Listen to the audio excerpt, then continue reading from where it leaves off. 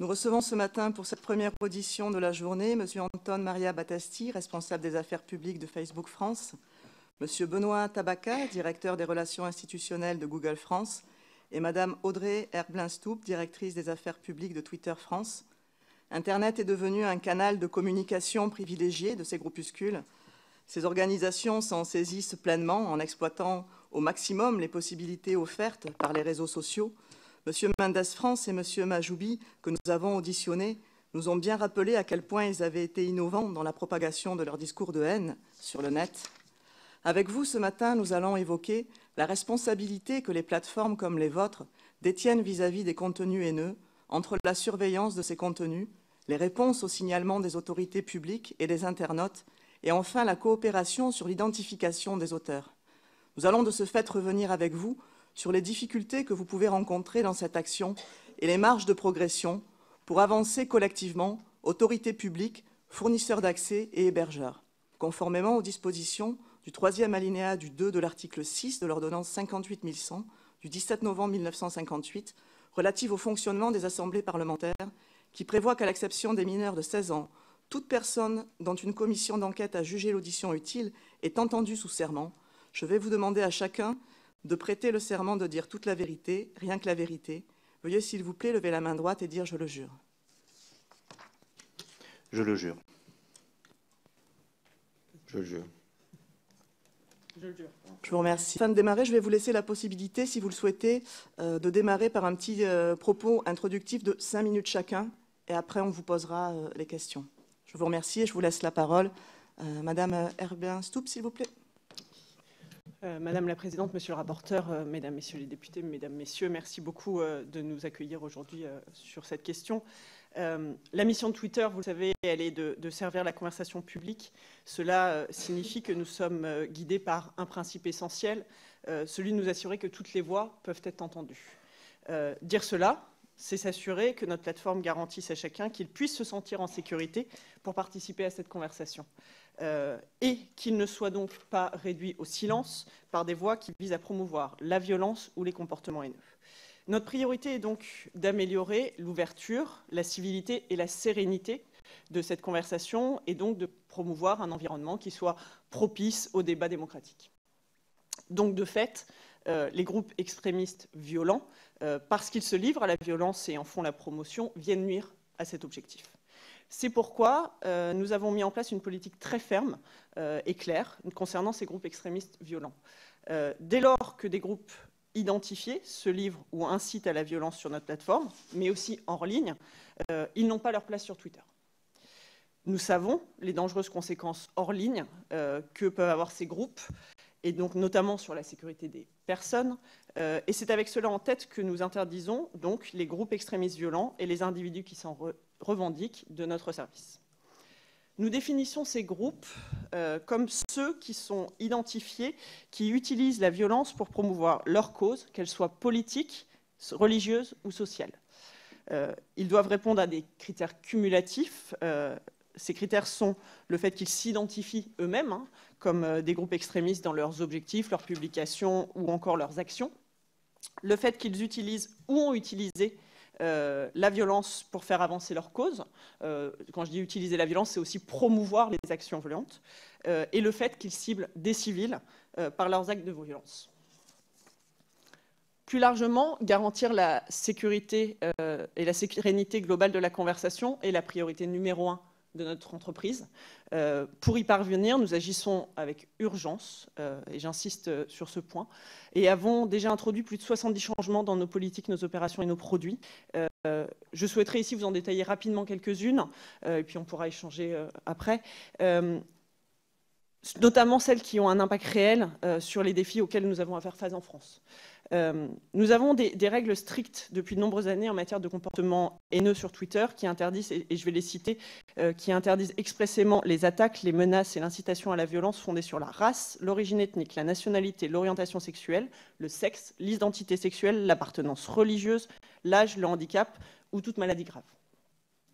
Cette règle, nous l'avons étayée au cours des années pour répondre aux préoccupations de la société civile et nous l'avons notamment, par exemple, récemment élargie pour inclure l'interdiction des imageries et des symboles haineux dans les images de profil et les bannières de profil. Donc c'est ce qui apparaît en haut de votre profil sur Twitter. Ces règles, il est, comme je vous le disais, essentiel pour nous qu'elles puissent répondre aux préoccupations de la société civile. Elles sont en permanente évolution et c'est fondamental pour nous qu'elles évoluent en permanence pour comprendre l'environnement dans lequel elles doivent s'appliquer.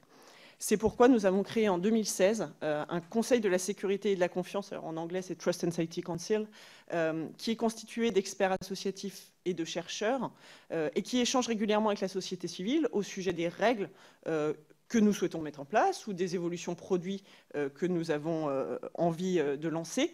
Parmi les membres de ce conseil figurent des associations françaises, deux associations françaises, la LICRA et l'association e-Enfance. Au-delà de la définition de règles efficaces, c'est très important d'avoir des règles efficaces et qui englobent bien l'ensemble des sujets. La question de leur application est évidemment fondamentale. Pas juste l'application, mais aussi la détection et les actions qui vont être prises contre les contenus violents et haineux. Au cours des 18 derniers mois, nous avons également accru nos investissements dans la technologie et les outils pour nous aider à identifier les comportements violents et abusifs à grande échelle et donc limiter leur propagation et leur distribution sur notre plateforme. Il s'agit d'un élément clé de notre initiative en matière de sérénité et c'est, encore une fois, je le répète, notre priorité absolue en 2019 en tant qu'entreprise. Les améliorations de l'apprentissage automatique, le machine learning, nous permettent de plus en plus de réduire la charge qui pèse sur les victimes, et donc cette charge du signalement pour les victimes. Notre processus repose donc sur une conjonction d'automatisation d'un côté et de revue humaine qui est indispensable, j'y reviendrai. Un point important est la manière dont nous avons élargi notre approche pour appréhender les comportements des utilisateurs et non plus seulement juste le contenu qu'ils produisaient sur notre plateforme. Ainsi, nous avons introduit dans notre approche l'analyse des signaux comportementaux des utilisateurs. Je prends un exemple, un utilisateur qui va systématiquement être bloqué en retour des mentions qu'il aura faites d'autres utilisateurs. Pour nous, c'est un signal fort du fait que cet utilisateur a un comportement qui vient nuire à la conversation et donc des actions vont être prises proactivement contre cet utilisateur par Twitter. En mettant l'accent sur les comportements et donc en utilisant une approche technologique proactive, on est maintenant en mesure de nous attaquer aux comptes problématiques à plus grande échelle et rapidement, tout en réduisant la charge sur les utilisateurs victimes. Et c'est une dimension essentielle parce que nos travaux montrent que moins de 1% de l'ensemble des comptes sont la majorité des comptes signalés pour abus. Donc, encore une fois, moins de 1% des utilisateurs représentent la majorité des comportements nuisibles. Cette démarche, elle porte donc des fruits très importants puisque aujourd'hui, on agit sur 10 fois plus de comptes abusifs qu'à la même époque l'année dernière. Donc ça porte déjà ses fruits et ça a déjà un vrai impact. Mais les signalements, je vous disais tout à l'heure, des utilisateurs restent très importants pour nous et il est essentiel dans notre démarche de pouvoir y répondre au mieux, au plus vite et de la manière la plus transparente possible. L'évaluation du code de conduite de l'Union européenne contre les discours de haine illégaux en ligne a démontré déjà les progrès importants effectués par Twitter dans ce domaine. Dans ce cadre, on s'est engagé à évaluer la majorité des notifications des utilisateurs dans un délai de 24 heures, à respecter la législation européenne et nationale sur les discours de haine illégaux et à retirer, le cas échéant, les messages jugés illégaux. Les signataires ici présents de cette code de conduite ont aussi convenu de poursuivre leurs efforts en matière de transparence et d'information des utilisateurs sur les actions menées.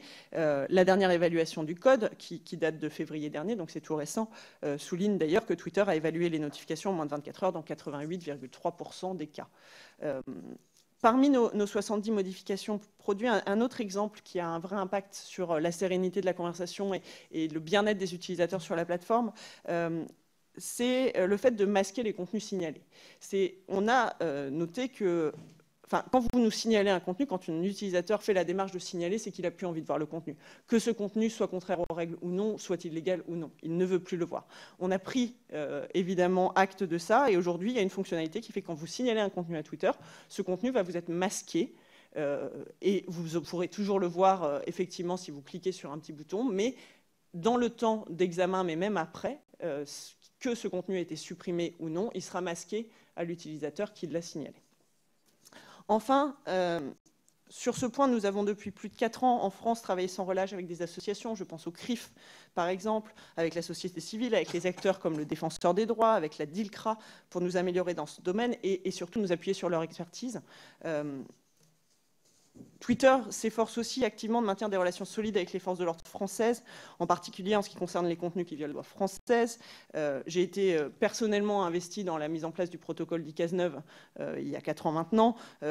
Twitter est un membre très actif du groupe de contact permanent qui est dirigé par le ministère de l'Intérieur et qui vise, comme vous le savez, à faciliter les coopérations entre les plateformes et les forces de l'ordre. On travaille quotidiennement avec les forces de l'ordre françaises, il y a eu de nombreuses formations, il y a eu la mise en place d'un portail en ligne qui était dédié aux forces de l'ordre et au gouvernement, qui permet très simplement aux autorités de signaler à Twitter les contenus illégaux, mais aussi de formuler toutes leurs demandes de divulgation de données, y compris d'urgence, donc sans réquisition. Tout ça pour vous dire que nous sommes engagés à poursuivre sur cette lancée, conformément à notre objectif d'amélioration de la conversation sereine sur le service. Nous le faisons de manière transparente, nous le faisons de manière ouverte, nous le faisons en tenant compte de la complexité de ces questions. Nous sommes une plateforme ouverte et publique, où des gens du monde entier se réunissent pour échanger librement et de manière ouverte. Nous devons être un endroit serein et digne de confiance qui appuie la liberté d'expression, un débat démocratique ouvert et un discours serein. Je vous remercie pour votre écoute et je suis évidemment à votre disposition pour les questions. Je vous remercie. Monsieur Battasti. Merci Madame la Présidente, Monsieur le rapporteur, Mesdames et Messieurs les députés. Mon premier propos concernera déjà un courrier que je vous ai adressé le 25 février 2019 demandant à ce que cette audition puisse se tenir à huis clos puisque nous parlons de gens, selon vos propos, et qui datent d'une résolution de 2018, qui agissent en toute impunité et menacent des personnes de mort. Je souhaite donc qu'il soit dit, puisque nous sommes enregistrés ici et que ce soit public, que je n'ai jamais véritablement reçu une réponse déjà sur la forme, donc par un autre courrier, et sur le fond, je m'étonne de votre réponse, puisque qu'est-ce qui peut justifier que demain, mon nom et le nom d'autres salariés de Facebook puissent être étroitement associés à des groupuscules aussi violents, donc je dois, en promenant mon chien, en étant au parc avec mon fils, avoir ce sentiment que je dois être sur mes gardes. Cette session aurait pu très bien se tenir à huis clos et nous vous aurions apporté toutes les réponses nécessaires. Donc je tiens à ce que cela soit dit et connu.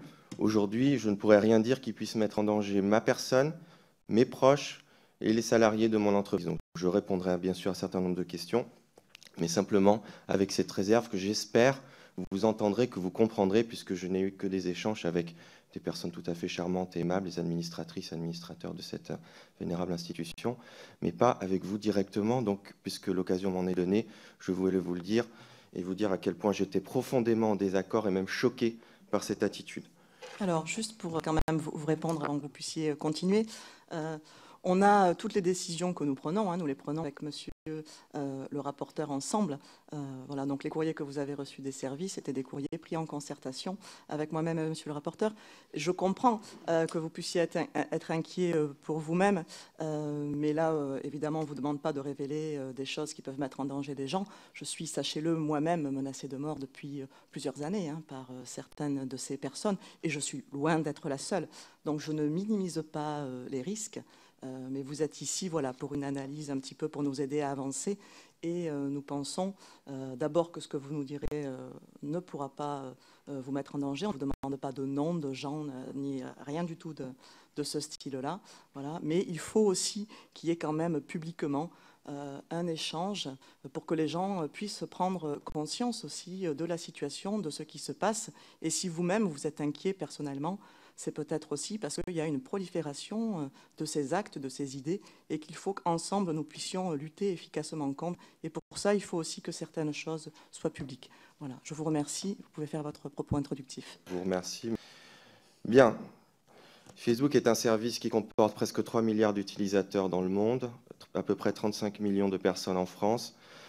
C'est une famille d'applications qui est aussi bien Facebook, Instagram, WhatsApp et la réalité virtuelle avec Oculus. Le premier principe, c'est qu'il a des règles, ça s'appelle des standards de la communauté. Ces règles sont parfaitement transparentes et accessibles à tout le monde. Nous avons fait le choix au printemps dernier de mettre publiquement à disposition de tout le monde les règles que vous voyez nos modérateurs avant cela. Donc ce sont les mêmes règles internes qui ont été mises sur la place publique afin que vous puissiez en prendre connaissance et que vous puissiez éventuellement y apporter une contribution ou des critiques. Par ailleurs, évidemment, ces règles ne sont pas supérieures à la loi, donc nous respectons évidemment la loi des pays dans lesquels notre service est disponible. J'insiste aussi sur le fait que notre plateforme a une politique d'identité réelle, c'est-à-dire qu'on ne peut pas s'y inscrire avec un pseudonyme ou de manière anonyme, puisqu'on parle parfois de l'anonymat sur les réseaux sociaux. Je précise donc que dans notre cas, c'est une spécificité, que nous retirons régulièrement plusieurs millions de faux comptes. L'année dernière, on en a retiré au moins 1,5 milliard, et c'est un outil extrêmement utile pour lutter aussi bien contre la haine que contre les fake news, qui est un autre sujet évidemment extrêmement important. C'est bien d'avoir des règles, évidemment, il faut savoir les faire appliquer, donc nous mettons en moyen des moyens humains et technologiques pour cela. Nous avons environ 30 000 personnes dans le monde qui travaillent, ce qu'on appelle à la définition des règles du service, à leur mise en œuvre et aussi à la modération des contenus 24 heures sur 24, 7 jours sur 7. Mais le signalement est aujourd'hui le moyen privilégié de détection des contenus contrevenants, va de plus en plus laisser sa place à des technologies d'intelligence artificielle. Je rappelle qu'en matière de terrorisme, 99% des contenus sont détectés avant même toute forme de signalement. Et donc cela est aussi vrai en matière de lutte contre la pédopornographie, et on souhaite que les progrès soient spectaculaires en matière de discours de haine et en matière d'extrémisme violent. Je précise d'ailleurs qu'un certain nombre de ces organisations n'ont pas le droit de citer sur notre plateforme. Si vous souhaitez les connaître, quelques-unes d'entre elles s'en sont plaintes publiquement, donc je ne souhaite pas ici être plus spécifique pour les raisons que j'ai invoquées dans mon propos introductif. Par ailleurs, nous mettons aussi en place des mesures d'éducation ou différents programmes qui visent à favoriser ce qu'on appelle le civisme en ligne. Je mentionne ces termes puisque nous avons lancé l'année dernière un fonds pour le civisme en ligne doté d'1 million d'euros, dont le but est d'aider des associations ou d'autres types de partenaires à développer des programmes ou des initiatives qui concernent la haine, les fake news et le cyberharcèlement. Les lauréats de cette première édition ont été révélés lors du Safer Internet Day fin février dernier. Mon dernier propos concernera une collaboration que nous avons mise en place avec le gouvernement français et annoncée par Monsieur le Président de la République lors du Internet Governance Forum à Paris au mois de novembre dernier. Il s'agit d'ouvrir, si on peut dire, les portes et les coulisses de la modération de Facebook à un groupe d'experts du gouvernement afin qu'ils puissent évaluer et mieux connaître nos pratiques. Et lorsqu'il y aura une régulation, c'est certainement un sujet que nous allons aborder aujourd'hui, il sera possible de peut-être mieux réconcilier la théorie et la pratique dans ces domaines. En tout cas, nous jouons le jeu d'une transparence vis-à-vis des autorités et nous répondons régulièrement à leurs questions. Je vous remercie. Je vous remercie. Monsieur Tabaka. Oui, merci beaucoup, Madame la Présidente, Monsieur le rapporteur, Mesdames, Messieurs les députés, Mesdames, Messieurs. Déjà, je vous remercie au nom de Google de votre invitation, puisqu'effectivement, régulièrement, on a dans le débat public des discussions autour du rôle des acteurs de l'Internet. Je préfère parler acteurs de l'Internet que plateforme, mais effectivement du rôle de ces différents acteurs de l'Internet, notamment dans la lutte contre les contenus haineux, mais également contre les différentes formes de violence que l'on peut rencontrer.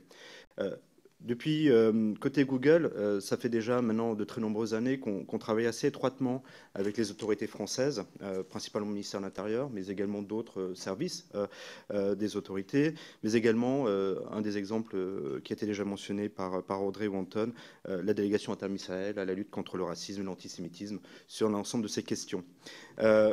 Depuis que Google a été mis en place, depuis que Google a acquis aussi YouTube, sa plateforme de vidéo, un certain nombre de règles ont été mises en œuvre, des règles destinées justement à lutter contre les contenus haineux qui puissent être présents sur la plateforme. Étant donné que Google a une dimension en fait relativement importante, on a plusieurs produits. Je vais d'abord parler peut-être de YouTube, la plateforme de vidéo, et après je parlerai du moteur de recherche Google, qui sont en fait deux produits avec deux approches effectivement complémentaires. Peut-être pour commencer sur YouTube, la plateforme d'hébergement de vidéos. En deux mots, le principe de fonctionnement de YouTube, c'est que la capacité aujourd'hui pour n'importe quelle personne, utilisateur, particulier, professionnel, de pouvoir mettre en ligne une vidéo sur cette plateforme-là et ainsi de pouvoir la diffuser au travers de nos infrastructures auprès d'un large public. On a mis en place un certain nombre de règles, ce qu'on appelle chez nous les règles de la communauté, qui sont destinées justement à encadrer l'usage qui peut être fait de notre plateforme par les différents utilisateurs. Ces règles prohibent et interdisent très clairement la mise en ligne de tout contenu haineux, de tout contenu faisant appel à la violence, c'est-à-dire tous les contenus qui incitent à commettre des actes violents contre des individus ou des groupes d'individus. Au travers de cette définition, l'idée n'est pas uniquement de capturer des vidéos qui auraient été mises en ligne par des groupes terroristes ou reconnus ou inscrits sur une liste noire des groupes terroristes, mais clairement d'aller bien au-delà et de viser toute forme d'incitation à la violence, mais également toute forme de contenu haineux, contenu violent ou même d'harcèlement qui peuvent aussi intervenir par ce biais-là. Le principe, c'est que dès lors qu'on a connaissance de ces contenus, j'y reviendrai, les actions entreprises par la plateforme sont de différentes approches. La première, c'est la capacité de décider que la vidéo ne pourra être vue qu'après avoir été inscrit sur la plateforme. YouTube, c'est une plateforme ouverte, n'importe qui peut consulter, vous n'avez pas l'obligation d'avoir un compte, mais on a la capacité, et également les créateurs ont cette capacité-là, de réduire l'accès à leurs vidéos uniquement à des personnes inscrites. Qu'est-ce que ça permet? Ça permet notamment de s'assurer que la personne qui va consulter la vidéo est majeure. Deuxième élément, c'est on va placer un message d'avertissement avant que la personne puisse consulter la vidéo. Et donc une sorte de ce qu'on appelle un message interstitiel. La personne, avant de voir la vidéo, verra un message d'avertissement en l'alertant sur le caractère potentiellement violent de cette vidéo-là. Il nous arrive de le faire notamment sur des vidéos qui peuvent être émises par des médias et qui contiennent des images choquantes ou violentes. Le troisième élément, et donc on monte dans la gradation, c'est le retrait d'une vidéo. C'est-à-dire qu'on va pouvoir retirer la vidéo dès lors qu'elle apparaît comme étant en infraction avec les règles de la communauté. Autre élément en plus, on peut retirer la vidéo et l'accompagner de ce qu'on appelle une pénalité. Quel est l'intérêt? C'est qu'on a une règle interne chez nous qui dit qu'au bout d'un certain nombre de pénalités, le compte qui est à l'origine de la vidéo, lui, sera affecté. Et le dernier élément, c'est l'action directement sur le compte de l'utilisateur et la suppression du compte de l'utilisateur et des vidéos qui y sont associées. Donc on a effectivement, en termes d'action entreprise sur les différents contenus qui peuvent être en infraction avec les règles de la communauté, ou qui soient justement dans ces contenus gris, je parlais surtout la logique d'avoir une vérification, en fait, d'avoir un compte pour pouvoir la visionner ou un message interstitiel. Ce sont des vidéos qui ne sont pas en infraction, mais qui déjà atteignent un certain niveau de violence. Donc ça, c'est les différentes actions.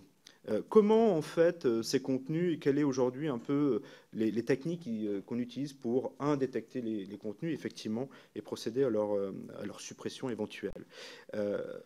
Je vais me baser sur des chiffres. Effectivement, on publie à peu près chaque trimestre un rapport qu'on appelle un rapport de transparence, qui est destiné à donner à la communauté et notamment à toutes les autorités un certain nombre d'éléments chiffrés sur voilà où nous en sommes au niveau de la suppression des contenus et des actions qui ont été entreprises. Au cours du dernier trimestre 2018, le rapport pour la première partie de l'année 2019 est en train d'être finalisé. Si ça vous intéresse, je vous transmettrai les chiffres par la suite.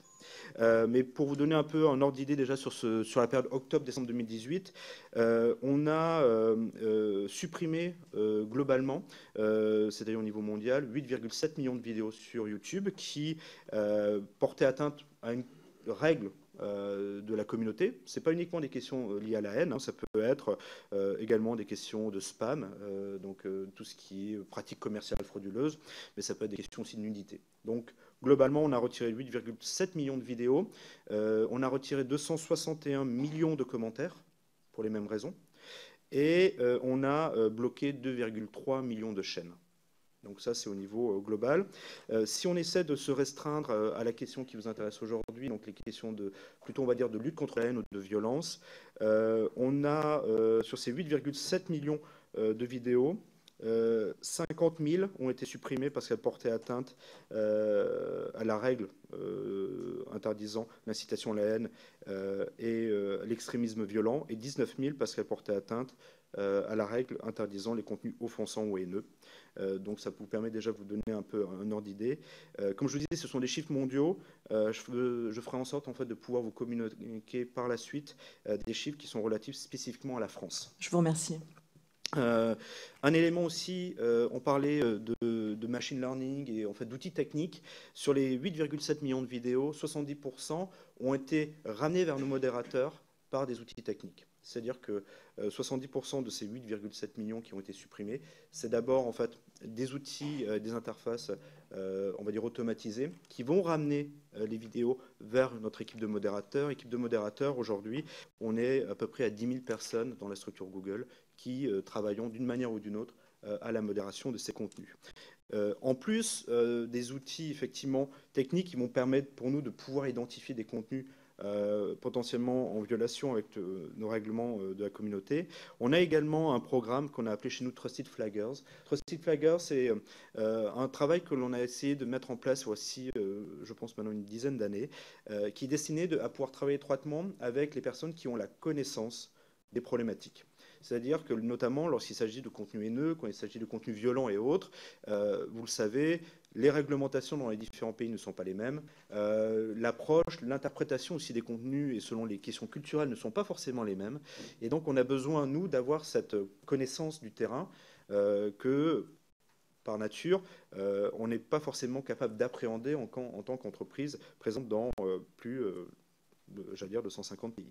Et donc, Trusted Flagger, c'est un programme où on travaille étroitement avec les autorités françaises, où on travaille étroitement avec les associations, notamment de défense de liberté ou de lutte contre le racisme et l'antisémitisme, et qui leur permet de pouvoir nous notifier au travers d'outils spécifiques des contenus. Quel est l'intérêt? Ça va leur permettre notamment de pouvoir notifier plusieurs vidéos en une seule fois. Ça va leur permettre également, pour nous, d'avoir en fait un canal prioritaire d'analyse. C'est-à-dire que les vidéos qui vont venir au travers de ce canal dit Trusted Flagger, c'est-à-dire on va dire des personnes qui vont notifier, qui sont des personnes de confiance, fait qu'elles seront classées, elles seront analysées par nos équipes de manière prioritaire sur les vidéos qui pourraient être notifiées par n'importe quel utilisateur. Aujourd'hui, si on regarde pareil, pour reprendre les volumétries, sur le même ratio de l'année 2018, donc octobre-décembre 2018, ces acteurs nous ont notifié 2 millions de contenus. Donc, ce qui permet de vous donner un peu un ordre d'idée. Du côté des autorités, on travaille étroitement, donc c'est avec le ministère de l'Intérieur, et notamment la cellule Pharos, la plateforme Pharos, qui est Trusted Flagger, qui nous notifie régulièrement des contenus. Ils ont accès en fait à cet outil-là. La DILCRA également a accès à cet outil de notification et qui nous permet donc d'avoir en fait une information qualifiée qui provienne des autorités. On a aussi en fait le même programme qui est ouvert dans les autres pays européens, notamment Europol par exemple, et chez nous Trusted Flagger. Deuxième élément, d'autres acteurs à côté des autorités, ce sont les associations. Deux exemples, la LICRA, la Ligue internationale contre le racisme et l'antisémitisme, qui effectivement nous notifie également par ce biais-là des contenus, qui nous permet pour nous justement d'alimenter aussi nos outils. Petit aparté, c'est que ces notifications qualifiées nous permettent nous aussi d'apprendre de ces acteurs-là et d'améliorer nos outils aussi de détection. Autre association, c'est le Point de Contact, donc une association qui réunit en fait la majeure partie des grands acteurs du numérique et qui sont justement destinés à pouvoir travailler et à concentrer différentes notifications d'utilisateurs et de pouvoir derrière les retraiter pour les transformer en notifications qualifiées, ce qui nous est utile de notre côté. Audrey Anton en parlait également. YouTube est membre de ce travail qui fait au niveau de la Commission européenne, du fameux code de conduite relatif aux discours haineux illégaux, qui a été mis en place en 2016 par la Commission européenne. Vous allez retrouver effectivement YouTube, Facebook, Twitter, mais également Dailymotion, Snapchat, Microsoft, donc un certain nombre d'acteurs qui participent à ces réunions régulières avec la Commission européenne. La Commission européenne, dans ce cadre-là, a mis en place ce qu'on appelle un système de testing, c'est-à-dire que régulièrement, ils vont tester en fait la robustesse de nos outils et donc vont tester. Ils vont aller regarder, ils vont notifier des contenus, et ils vont traquer ce qu'il advient de ces notifications de contenu et voir si effectivement les outils qu'on a mis en place correspondent aux objectifs que recherche la Commission européenne, mais également les États membres qui participent à ces travaux-là. Le dernier exercice de monitoring, Audrey en faisait référence, donc a publié les chiffres au mois de février, c'était relatif à la fin de l'année 2018. Côté YouTube, les chiffres, donc là c'est Commission européenne, ce ne sont plus nos chiffres à nous, Commission européenne nous a dit que YouTube avait revu plus de 80% des contenus signalés sous 24 heures et qu'elle avait retiré plus de 85% des contenus haineux qui lui avaient été signalés. Donc effectivement, on a ces éléments qui permettent de voir cette amélioration-là. On participe également de manière plus informelle à l'expérimentation entre Facebook et le gouvernement français. Il y a une petite équipe effectivement au sein des autorités qui a été composée et qui, lorsque visite les équipes de Facebook, s'arrête également chez nous, rencontre aussi les équipes d'autres acteurs du numérique pour aussi alimenter les réflexions françaises et notamment dans la perspective à la fois de la proposition de loi de lutte contre la haine en ligne, mais également sans doute du projet de loi sur l'audiovisuel. Donc ça, c'est pour faire un peu un élément sur YouTube. Deuxième élément, je vous en parlais, désolé peut-être être un peu long, mais je vous en parlais en introduction, Google, le moteur de recherche. Puisque c'est effectivement une des autres facettes, et sans doute une des facettes les plus connues, pour le coup, de notre métier. Un des aspects en matière de justement lutte contre cette problématique des groupuscules d'extrême droite. C'est un sujet que vous avez abordé régulièrement lors de vos précédentes auditions, et notamment c'est l'application de la loi du 13 novembre 2014 et qui notamment permet, au travers d'une voie judiciaire, le déréférencement d'un certain nombre de sites, notamment ceux faisant l'apologie du terrorisme ou de la haine. Et effectivement, de notre côté, on a prévu et on a vu un cas très particulier. On pourra y revenir par la suite, mais c'est le cas effectivement de démocratie participative. Nous avons été, en fait, on a reçu une injonction judiciaire, effectivement, de procéder à son déréférencement par le biais de ce dispositif juridique, et on a procédé au déréférencement. Peut-être vous aurez des questions plus spécifiques là-dessus, mais on pourra y revenir.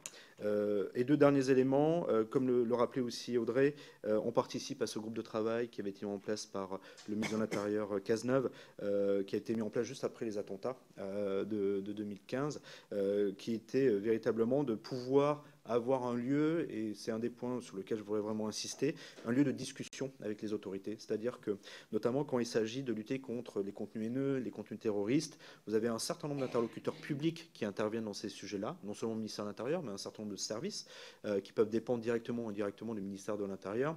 Et donc c'est vrai que ce qui avait été mis en place en 2015, notamment sur les questions de terrorisme, qui est en train aussi d'évoluer plus sur les problématiques de contenus haineux, était vraiment utile pour nous parce que c'était la première fois qu'on avait d'un côté les acteurs du numérique, mais également les acteurs publics intéressés par la question autour d'une table et qui pouvaient partager leur retour d'expérience, de leurs attentes, et de pouvoir en fait avoir cette approche, on va dire multiservice, alors que jusqu'alors on était plutôt dans des discussions bilatérales avec le ministère de l'Intérieur, avec Pharos, avec ce qui est aujourd'hui la DGSI, avec à l'époque ce qu'on appelait l'UCLAT, etc., etc. Donc ce travail, en fait, où on mettait tout le monde autour d'une table, on le voit apporter quand même ses fruits. C'était en fait, la France a été assez précurseur dans ce sujet-là, puisque par la suite ça a donné lieu à ce groupe de travail européen. Mais c'est vrai que nous, on y a vu un intérêt. Comme je vous disais, l'intérêt pour nous, c'est de récupérer un maximum de matière qui permet d'alimenter nos outils. Dernier élément, parce que c'est aussi un des sujets sur lequel on peut être interrogé lorsqu'il s'agit de lutte contre les contenus haineux, et notamment comment identifier les auteurs de ces contenus-là. Google, et ça pour l'intégralité de ses produits, a répondu au cours de l'année précédente à 11 000 réquisitions judiciaires émises par les autorités françaises. La France est un des pays qui demande le plus à Google de dévoiler des informations. Pareil, on va avoir un certain nombre de nouveaux chiffres. On est en fait en période de finalisation des chiffres qui vont arriver dans les tout prochains jours. Pareil, je vous les communiquerai. Clairement, aujourd'hui, on est en capacité de pouvoir répondre le plus rapidement possible à ces contenus-là. On accompagne aussi les autorités françaises, puisqu'il y a une discussion aussi bien européenne, mais aussi entre les États-Unis, où nous sommes installés, et les autorités européennes et les autorités françaises, pour améliorer la transmission de ces données-là. C'est notamment ce qu'on appelle au plan européen la directive e-evidence, c'est ce qu'on appelle au territoire américain, ça s'appelle le Cloud Act, mais en fait le cloud, ça peut être ça peut provoquer de la confusion, pardon, parce que c'est un acronyme, mais c'est en fait un texte qui est destiné à gérer la possibilité et des accords bilatéraux entre la France, les États-Unis, en termes de transmission plus rapide d'informations. Donc c'est un des aspects sur lesquels nous, on insiste beaucoup. Et effectivement, ça a permis de pouvoir, comme je vous disais, permettre aux autorités françaises d'accéder à des informations liées à 11 000 utilisateurs. Voilà, je vous remercie. Je vous remercie. Alors, je voudrais vous demander s'il y a une coopération entre vous, parce que les groupuscules diffusent en général les mêmes contenus sur différents réseaux à la fois. Voilà, donc comment est-ce que vous vous organisez, si ça existe, pour communiquer entre vous et pour agir de concert pour que ce ne soit pas supprimé, par exemple, sur YouTube et toujours actif sur Twitter ou Facebook. Je vous remercie. Je veux dire un mot du groupe qui nous rassemble en matière de lutte contre le terrorisme. Alors, l'acronyme est en anglais, donc GIFCT. Je suis incapable de prononcer en anglais, mais c'est pas grave. GCT, voilà. Merci. Non, mais l'acronyme complet. Mais non, vous avez compris le concept. C'est évidemment un groupe qui rassemble les grandes plateformes ici représentées, mais d'autres. L'idée, c'est lorsque nous avons des fameuses empreintes numériques qui permettent d'identifier des contenus terroristes, nous partageons ces empreintes entre nous afin d'être plus efficaces de manière cross-plateforme. Et c'est aussi un échange de bonnes pratiques, c'est aussi un partage de ces technologies avec des entreprises plus petites qui ne disposent pas encore des ressources et des moyens pour mettre en place cela. Donc, j'ai envie de dire, la mécanique existe, les principes existent. Donc après, on travaille aussi ensemble au sein de Points de Contact en France. Donc on peut tout à fait, et on a vocation à étendre après nos collaborations sur d'autres sujets. Peut-être pour compléter ce point sur la coopération interentreprise, juste pour vous donner un chiffre d'actualité, suite aux terribles attentats de Christchurch, oui. Justement, nos entreprises respectives ont abondé cette base de données avec plus de 800 empreintes qui nous permettent donc, chacun de nos côtés, de procéder à la suppression proactive de ces contenus. Peut-être juste pour ajouter encore un élément, parce qu'effectivement, l'intérêt de ce groupe entre l'ensemble de ces acteurs, le premier élément peut-être en termes de contexte pour vous, c'est que la France, notamment à l'époque c'était David Martinon, qui est aujourd'hui l'ambassadeur français en Afghanistan, qui était assez moteur dans cette problématique-là et qui partait effectivement du constat que vous avez évoqué, Madame la Présidente, qui était de dire on peut avoir une vidéo qui va apparaître sur une plateforme, la plateforme va prendre des actions, mais comment on fait en sorte pour que ce contenu-là ne se propage pas ailleurs. Et donc avec un certain nombre d'autres gouvernements, gouvernement américain, gouvernement britannique, allemand, italien, il y a eu cette discussion de mettre en place ce groupe de travail. Effectivement, qui à la fois est sur une logique, on va dire, de approche très technique, donc une base de données commune, qui permet pour nous, sur cette problématique-là des contenus terroristes, de pouvoir avoir une action beaucoup plus efficace et une logique effectivement de coopération. On se réunit très régulièrement tous ensemble avec les autorités.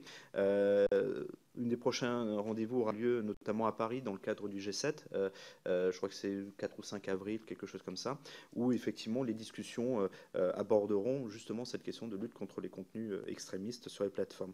Un des intérêts aussi du GIFCT, au-delà des grandes plateformes, c'est que souvent les grandes plateformes, ça va être l'arbre qui cache la forêt, c'est-à-dire qu'il y a beaucoup de grandes plateformes, mais il y a encore beaucoup plus de moyennes ou petites plateformes qui n'ont pas forcément la capacité technique, humaine et financière de mettre en place des outils aussi robustes que ceux que nos différentes équipes ont pu mettre en place.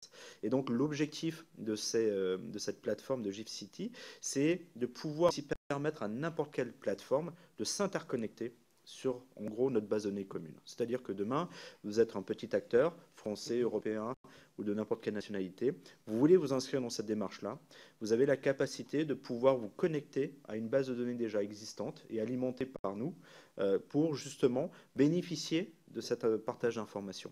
Donc ça, c'est un des aspects auxquels on est beaucoup attaché parce que on sait aussi une chose, c'est que lorsque nous prenons tous des actions contre les auteurs de ces contenus-là, ils ne vont pas s'arrêter, justement, ils vont juste aller ailleurs, aller sur d'autres sites, d'autres plateformes de vidéos, d'autres réseaux sociaux. Et donc c'est là où l'intérêt de ce travail de coopération entre les acteurs, mais également les gros et les petits, permet justement de pouvoir atteindre un peu plus l'objectif de faire en sorte que ces contenus-là ne puissent pas circuler. Je vous remercie. Monsieur le rapporteur ? Oui, merci Madame la Présidente. Avant de poser mes questions, Monsieur Battesti, comme vous avez ouvert la porte, je vais essayer de la refermer le plus calmement possible. Moi, j'aimerais bien qu'on fasse un point. Vous avez fait un point sur les requêtes que vous avez faites. Je vais faire un point sur la méthode qui a été utilisée, c'est-à-dire appel incessant de nos services, remonter jusqu'à la présidence de l'Assemblée nationale, comme si passer par-dessus pouvait changer quelque chose. Appel de la plateforme des États-Unis expliquant qu'elle mettrait tous les moyens nécessaires à sa disposition pour que l'audition soit à huis clos.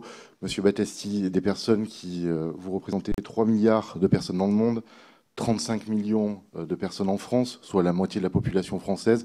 Je pense que vous avez une fonction responsable des affaires publiques de Facebook France qui vous oblige à, oui, devant le peuple, et oui, non à huis clos, d'expliquer pourquoi aujourd'hui Facebook, Twitter, Google, en quoi ils peuvent nous aider à lutter contre ce type de groupuscule.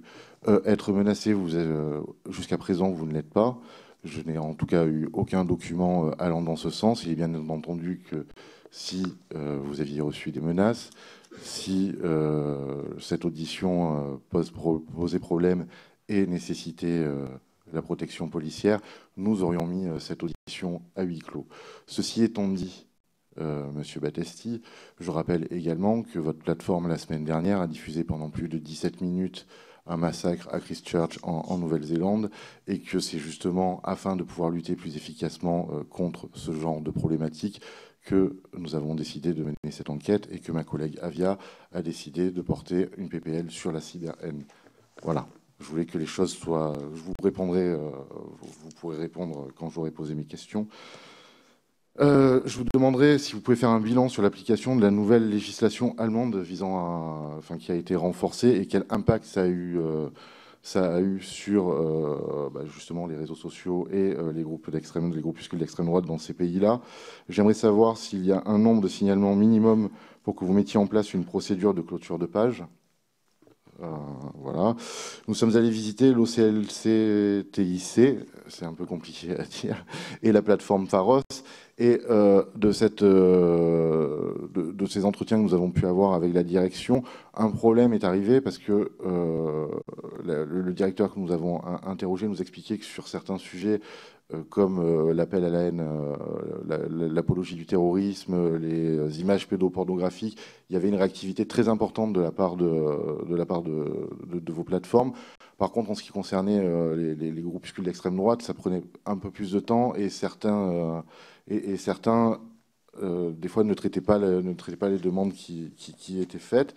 Et je viens de parler du texte de ma collègue Laetitia Avia. J'aimerais savoir ce que vous en pensez, parce que là, pour le coup, vous êtes concerné réellement et directement. Savoir quelles améliorations vous pourriez apporter au texte et si vous le jugez efficace. Et en fait, que pensez-vous d'une de ces propositions, du statut d'hébergeur à celui d'accélérateur de contenu? Voilà pour moi, Madame la Présidente, ce que j'avais à dire sur cette audition. Allez-y, je vous en prie. Merci, Monsieur le rapporteur. Mon simple commentaire est de dire qu'on ne peut pas en vouloir à une entreprise de vouloir se soucier de la sécurité de ses salariés. Je pense qu'elle ne l'a pas fait d'une manière qui était ni irrespectueuse ou désobligeante vis-à-vis de l'Assemblée nationale. Deuxième point, je m'exprime et je suis fier d'occuper cette fonction, n'en doutez pas, je m'exprime même régulièrement dans la presse sur ces sujets. C'est simplement l'association étroite entre ma personne et ce type de groupuscule qui pouvait m'inquiéter. Mais bon, je suis là aujourd'hui, donc ne vous inquiétez pas, je vais faire mon travail. Pour ce qui est du 17 mars, il faut regarder les choses en perspective. Les technologies évoluent. On a commencé par donner la capacité à tout le monde d'écrire du texte, ensuite de publier des photos sur Internet, du moins sur les réseaux sociaux, et ensuite de publier des vidéos. Il y a quelques années, des technologies de live, c'est-à-dire la possibilité de vous permettre de diffuser de la vidéo live sur ces plateformes, a été développée. Elle est massivement utilisée, j'imagine, de manière très positive, que ce soit par des citoyens qui défendent des causes, des partis politiques même, ou, je le vois très récemment en Algérie, quand il s'agit de défendre des principes démocratiques. Mais malheureusement, comme toute technologie, il y a des individus, des assassins, des meurtriers, qui se disent qu'ils pourraient utiliser cela pour faire ce qui a été commis en Nouvelle-Zélande. Et notre responsabilité, c'est évidemment d'empêcher que ce type de technologie soit utilisée. C'est un énorme défi sur 3 milliards d'utilisateurs de trouver en quelques minutes, c'est-à-dire c'est vraiment l'aiguille dans la botte de foin, une vidéo de ce type. Il y a quelques années, cela aura pu prendre 1 heure ou 2. Ce délai a été réduit à 17 minutes. Je tiens quand même à préciser que nous sommes une entreprise de 30 000 personnes qui avons réagi en une crise en 17 minutes, mais je ne suis pas là pour nous dresser quelconque laurier, parce que 17 minutes dans ce type de situation, c'est bien trop long. 1 minute, c'est trop long. 30 secondes, c'est trop long. 1 seconde, c'est beaucoup trop long. Mais en tout cas, tout est fait pour réduire ces délais. Un jour, on arrivera, je l'espère, à beaucoup moins que ça. Ensuite, dès que ce contenu a été identifié, évidemment, il a été retiré, le compte a été supprimé, une empreinte a été mise qui a permis de retirer 1,5 million de ces vidéos dans les 24 heures, ce qui pose aussi, excusez-moi, mais la question de l'équilibre mental de personnes qui partagent ce type de vidéos sur les réseaux sociaux, ce qui nous dépasse complètement en tant qu'entreprise. Mais bon, nous sommes aussi là pour agir. Et par ailleurs, comme cela a été dit, l'empreinte a été partagée au sein de nos services, et ce qui a permis d'agir. Donc je ne dis pas je ne me défausse pas de mes responsabilités, ou de nos responsabilités plutôt dans ce dossier. C'est évidemment effroyable, mais sachez que en l'état de l'art actuel, il aurait été difficile de faire mieux, mais c'est notre responsabilité de faire mieux. Pour ce qui est, je vais lier la réponse de la NetzDG peut-être à la loi Avia, puisque quelque part on est dans le même continuum. La NetzDG est un signal politique qui a été, c'est comme ça qu'on l'interprète, lancé par le gouvernement allemand sur ces sujets, qui était, il faut l'avouer, peut-être nécessaire à l'époque, dans une situation où, dans le contexte de la crise des migrations en Europe et les décisions prises par l'Allemagne, et donc les rejets que cela avait pu susciter dans ce pays, le gouvernement allemand avait décidé qu'il fallait légiférer en la matière. Donc ce n'est pas tellement le principe qui peut être aujourd'hui discuté. Je pense que chacun ici peut partager le principe d'une régulation. Simplement, la manière dont cela a été mis en œuvre, c'est qu'il convient de laisser aux plateformes le fait de décider si un contenu est illégal ou pas, ce qui pose énormément de problèmes. Quand on est dans le manifeste, dans l'évidence, chacun peut comprendre qu'on doit traiter ces contenus. Traiter ou définir parfois ce qui est légal ou pas peut être parfois compliqué. Il suffit de regarder la jurisprudence de la 17e chambre à Paris pour voir à quel point c'est complexe, à quel point ça évolue. Donc, et si je voudrais vous dire que les signalements que nous recevons au titre de la NetzDG en Allemagne, dans la grande majorité des cas, ne concernent pas des discours de haine, mais concernent des cas de diffamation, sachez-le, tel ou tel restaurant qui se plaint qu'il a été mal noté sur Internet ou critiqué sur Facebook. Je tiens ces données à votre disposition si jamais vous ne me croyez pas sur parole, mais c'est la vérité. Je voudrais aussi dire, alors du coup la loi Avia, et quelque part je la connecte aussi avec l'expérimentation entre Facebook et le gouvernement français, c'est plutôt d'avoir une approche dans laquelle on crée une chaîne de régulation. C'est-à-dire qu'on n'est pas dans des réactions au coup par coup sur chaque morceau de contenu, et puis on voit si la plateforme a pris la bonne décision ou pas en la laissant un petit peu toute seule. On crée un système dans lequel les autorités publiques ou une autorité publique définit des obligations de moyens, vous disent voilà ce qu'on attend de vous, voilà quels résultats on attend de vous, on va regarder si vous mettez en place des règles et des outils pour le faire, et on va regarder si vous avez obtenu des résultats. Et si vous n'avez pas obtenu ces résultats, si vous n'êtes pas coopératif, à ce moment-là, on va vous mettre une sanction importante. Mais la sanction est un bloc important, une chaîne bien plus large de régulation. Donc ma compréhension de la première version de la loi Avia, c'est de créer ce lien entre une plateforme et un régulateur. Alors le CSA, on pourrait discuter du bon régulateur, enfin bon là c'est le CSA. et donc qui sera chargé d'évaluer et de discuter avec les plateformes de ce qu'elles ont mis en place, et donc de rentrer dans un schéma, à mon avis, plus efficace, et surtout qu'il ne les laissera pas seuls dans la décision sur les cas compliqués, parce que finalement, c'est l'autorité publique qui a la légitimité juridique et politique quand même de décider ce qui est légal ou pas dans un pays quand cela peut poser question. Je ne voudrais pas être trop long, je voudrais laisser mes collègues répondre, mais j'espère avoir répondu à l'essentiel. De toute façon, on aura l'occasion de rebondir. Je vous remercie.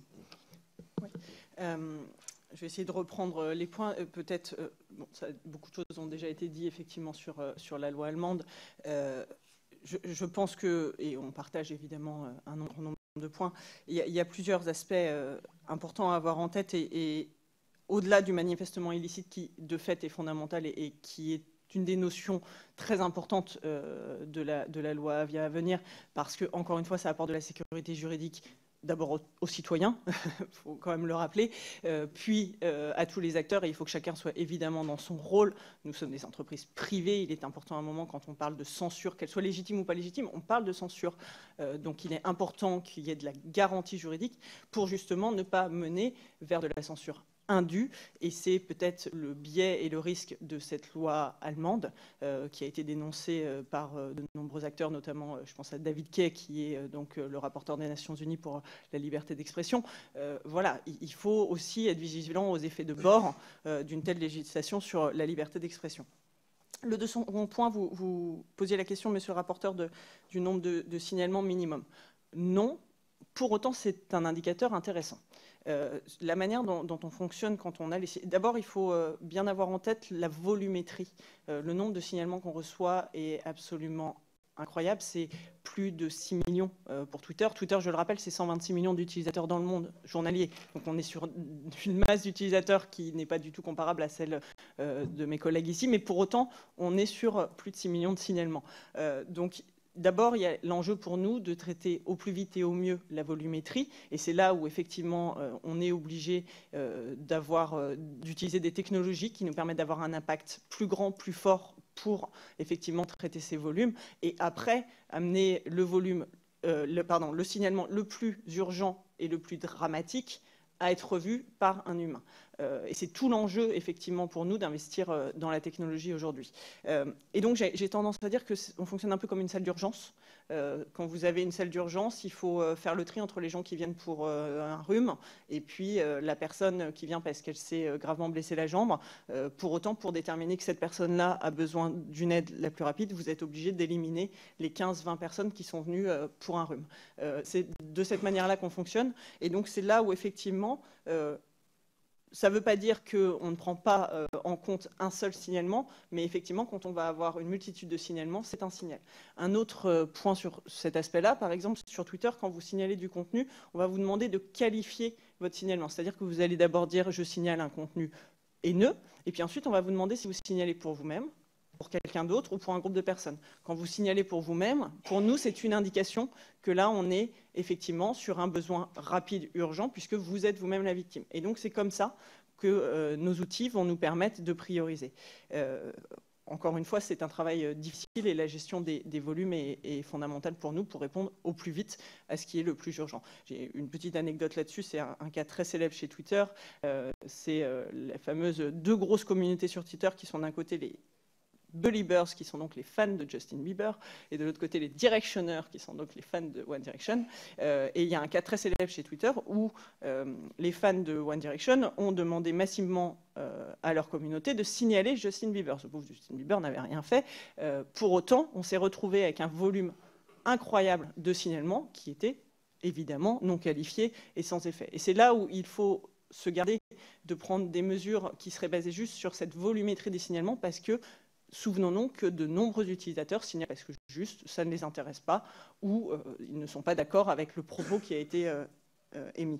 Sur votre point sur l'OCLCTIC et Pharos, je pense que c'est un axe de travail pour notre prochaine réunion du groupe de contact permanent et de fait, le but de cette organisme et de cette entité, et justement de discuter de ce type de dysfonctionnement qui peuvent être rencontrés par un acteur et des deux côtés. Donc je prends le point et clairement on demandera à la DEMISC de le mettre à l'ordre du jour de la prochaine réunion.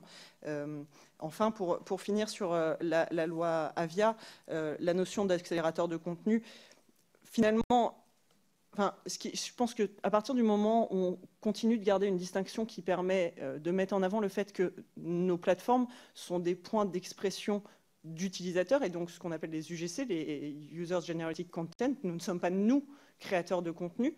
Nous devons faire face et gérer ces contenus. Nous avons des responsabilités face à ces contenus et sur la sérénité, effectivement, de la manière dont s'opèrent les choses sur notre plateforme. Mais à partir du moment où on garde cette différence entre les éditeurs de contenu et d'autres types d'acteurs, je pense qu'on arrive à une solution qui permet effectivement d'agir rapidement sur du manifestement illicite et donc de prendre des bonnes décisions. Un point qui, je pense, est fondamental dans ce débat et qui est souvent laissé de côté, c'est la question de l'éducation. Et quand je dis de l'éducation, je ne vise pas que les jeunes publics, parce qu'on le sait, il y a des vrais enjeux, notamment chez les seniors, les dernières études le montrent. L'éducation au fait que Internet, c'est la vraie vie, qu'il n'y a pas la vie réelle et puis Internet d'un autre côté, que quand des propos sont illégaux sur Internet, ils peuvent faire l'objet de poursuites et de condamnations, et c'est important qu'ils le fassent.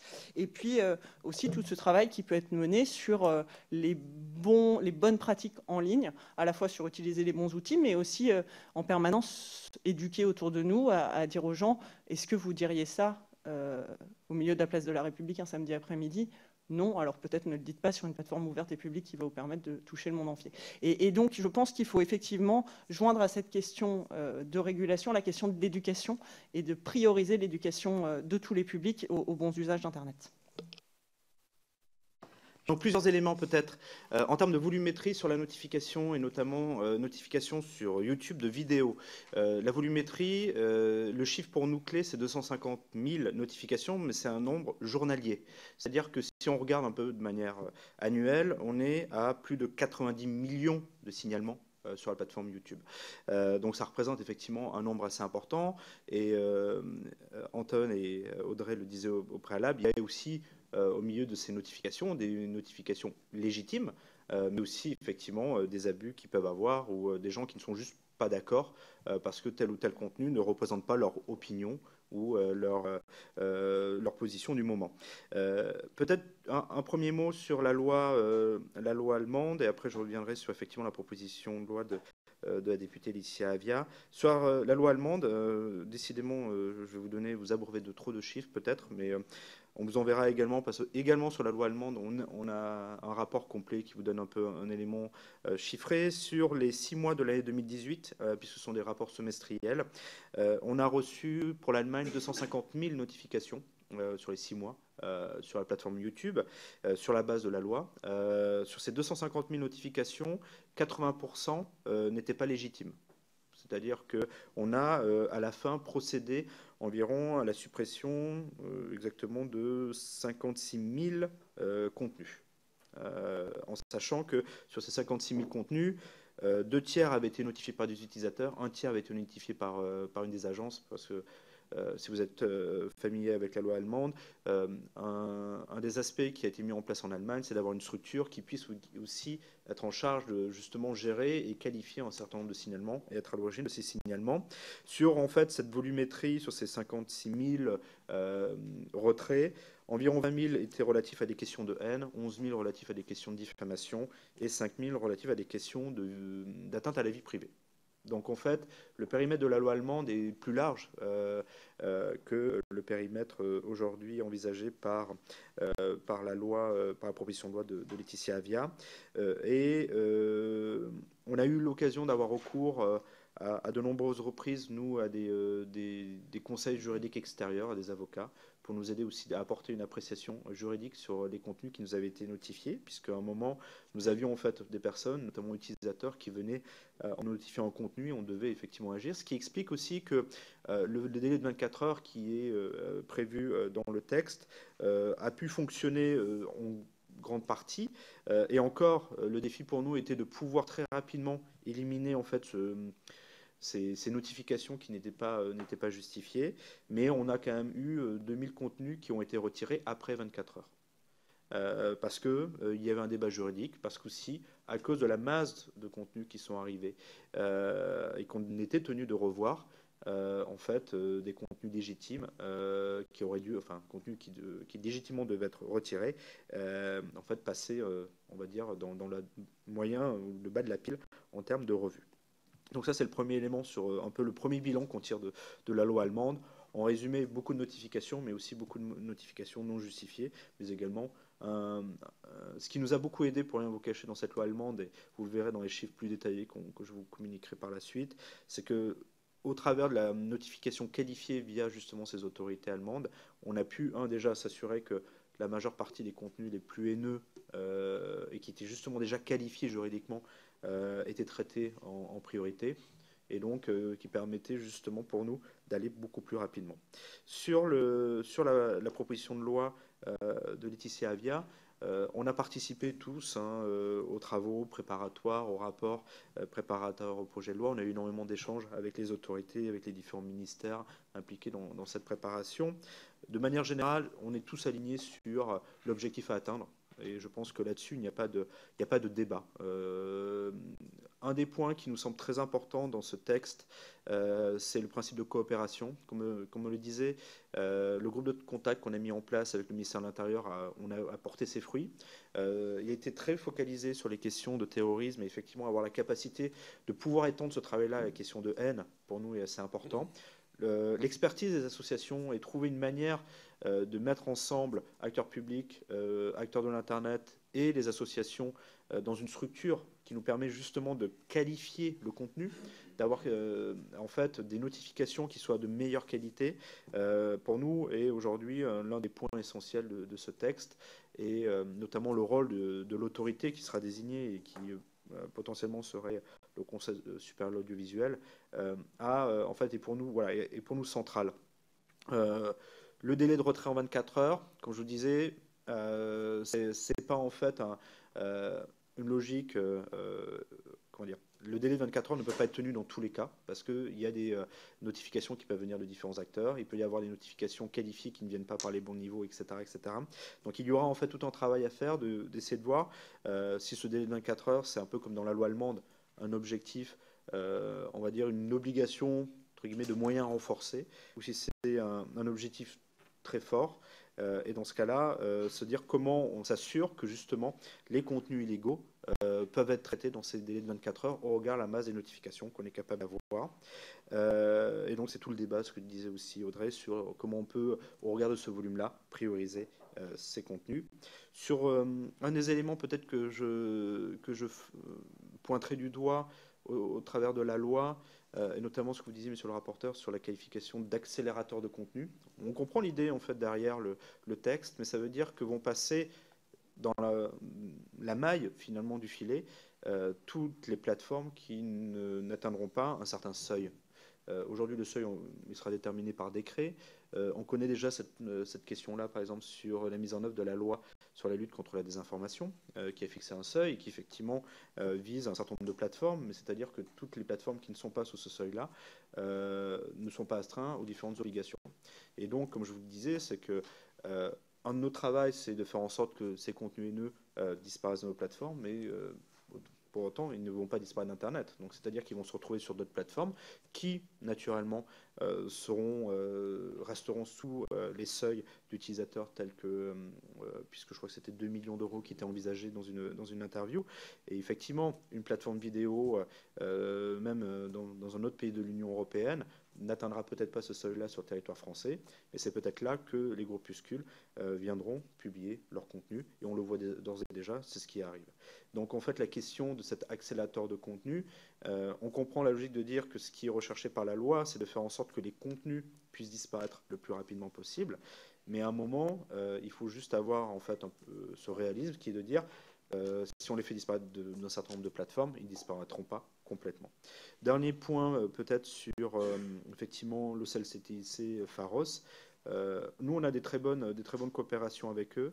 Ils ont nos numéros de téléphone portable. Ils nous appellent aussi régulièrement. Moi, j'ai des exemples très, très concrets à l'époque des attentats de Charlie Hebdo ou du Bataclan, où ils nous ont appelés, on était mobilisés directement. Donc, effectivement, il y a aussi un autre élément, on le rencontre peut-être moins avec les autorités, mais aussi des discussions qu'on peut avoir avec nos différents partenaires dans la lutte contre le racisme et l'antisémitisme, c'est que on doit, nous, toujours, en termes de plateforme, avoir un fondement pour pouvoir agir sur un contenu. C'est-à-dire que vous pouvez avoir des gens, et on l'a vu avec le temps, qu'un certain nombre de groupuscules ou de personnes tiennent des propos qui sont de plus en plus, on va dire, dans la zone grise, non plus dans la zone illégale.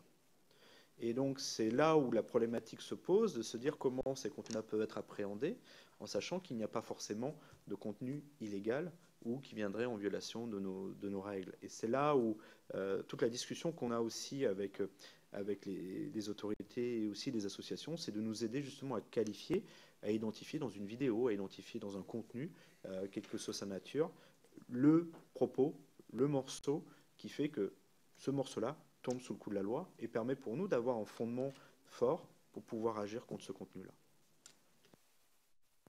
Je vous remercie. Je voudrais savoir quels moyens vous mettez en œuvre ou vous pourriez mettre en œuvre pour lutter contre l'instrumentalisation des algorithmes, en fait, qui est largement utilisée par la fachosphère. Je vous remercie.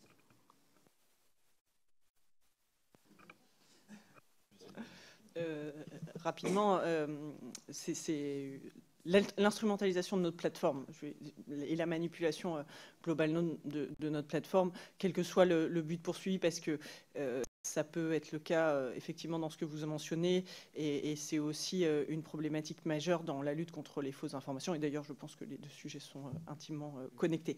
Chez Twitter, on a mis en place un certain nombre de mesures très concrètes pour lutter contre la manipulation de notre propre plateforme qui vise finalement à manipuler l'opinion. La première chose, c'est de renforcer les contrôles d'utilisation des spams et des bots, donc ces push massifs effectivement qui visent à inonder et la plateforme d'un message et d'aller cibler des gens. Les chiffres en matière de suppression de contenu dans ce domaine et d'action proactive de Twitter sont considérable, dans la mesure où effectivement ce sont des centaines de milliers de connexions qui sont supprimées tous les jours. Je pourrais vous envoyer les chiffres concrets. Ça, c'est le premier aspect. Alors, vous le savez, sur Twitter, la part algorithmique de la plateforme est beaucoup plus faible que sur d'autres plateformes. Vous avez la possibilité d'avoir uniquement le fil d'actualité en antéchronologique, et il y a très peu de choses qui vous sont envoyées autrement que par vos choix d'abonnement. Pour autant, on est très vigilant à lutter contre la manipulation de ce qu'on appelle les trending topics, donc ces tendances qui sont l'émergence de ce qui est le plus discuté à un moment T. Et donc, pareil, on a créé une direction qui s'appelle Site Integrity, donc l'intégrité de la plateforme, qui en permanence travaille à faire évoluer nos systèmes pour s'assurer qu'effectivement cette partie de notre plateforme ne soit pas manipulée. Le deuxième point, c'est évidemment le fait de valoriser les usages de fact-checking et de contre-discours sur notre plateforme. De fait, Twitter est une plateforme ouverte et publique qui est donc particulièrement propice aussi à du contre-discours et à des gens qui viennent corriger des choses. Et donc, c'est le travail qu'on peut mener avec des associations. Je pense à Conspiracy Watch de Rudy Reichstadt qui travaille notamment sur alors, pardon pour cet horrible anglicisme, le debunking, la vérification de thèses conspirationnistes avec un volet antisémite. Et donc ça passe à la fois par un travail ensemble de recherche et d'échange, mais aussi par la possibilité qui nous est donnée de leur offrir de la publicité gracieuse pour leur permettre d'aller toucher des cibles qui ne sont pas leurs cibles naturelles. Donc ça, c'est fondamental. C'est aussi les liens privilégiés qu'on peut avoir avec, je pense à l'AFP Factuel, dont le compte Twitter est extrêmement efficace et marche très bien, mais il y en a d'autres, hein. Il y a l'IB des Intox ou les décodeurs du monde. Et puis enfin, et c'est quand même la partie la plus importante quand on parle de lutte contre la manipulation, c'est l'éducation. Encore une fois, pardon, je reviens, c'est ma marotte, mais l'éducation des publics, l'éducation des seniors. On le sait que les seniors, aujourd'hui, les études démontrent que ce sont eux qui propagent et qui repartagent le plus de fausses informations en ligne. Et donc, le travail qui est fait en ce moment, on est en plein dedans, c'est la semaine européenne, d'ailleurs, pas que française, d'éducation à la presse et à l'information. Twitter est partenaire du CLEMI et un certain nombre d'initiatives dans ce domaine. Mais effectivement, c'est comment on éduque aussi les gens à ne pas repartager ces contenus-là. Je vous remercie. Peut-être juste une remarque sur Facebook. Vous disiez que normalement, et c'est vrai dans l'absolu, mais il y a des manières de biaiser ça. On ne voit ces contenus que quand ça nous intéresse, entre guillemets, parce qu'il faut avoir des amis intéressés ou alors il faut s'abonner aux pages. Mais il y a des techniques aussi qu'ils utilisent, c'est-à-dire ils vont se mettre comme amis avec vous, ils vont vous demander un ami ou ils vont liker vos propres pages, etc. Et après, en fait, ils vont se révéler dans ces actes-là, dans ces violences-là. Moi, ça m'est arrivé plusieurs fois, c'est arrivé à plusieurs personnes aussi que je connais, des gens qui vous demandent un ami et qui ne montrent pas du tout ces idées-là de prime abord, et puis qui d'un coup, ça peut être un mois, ils dorment un petit peu, et puis d'un coup vont se réveiller et inonder un petit peu voilà, avec des contenus qui appellent clairement à la haine.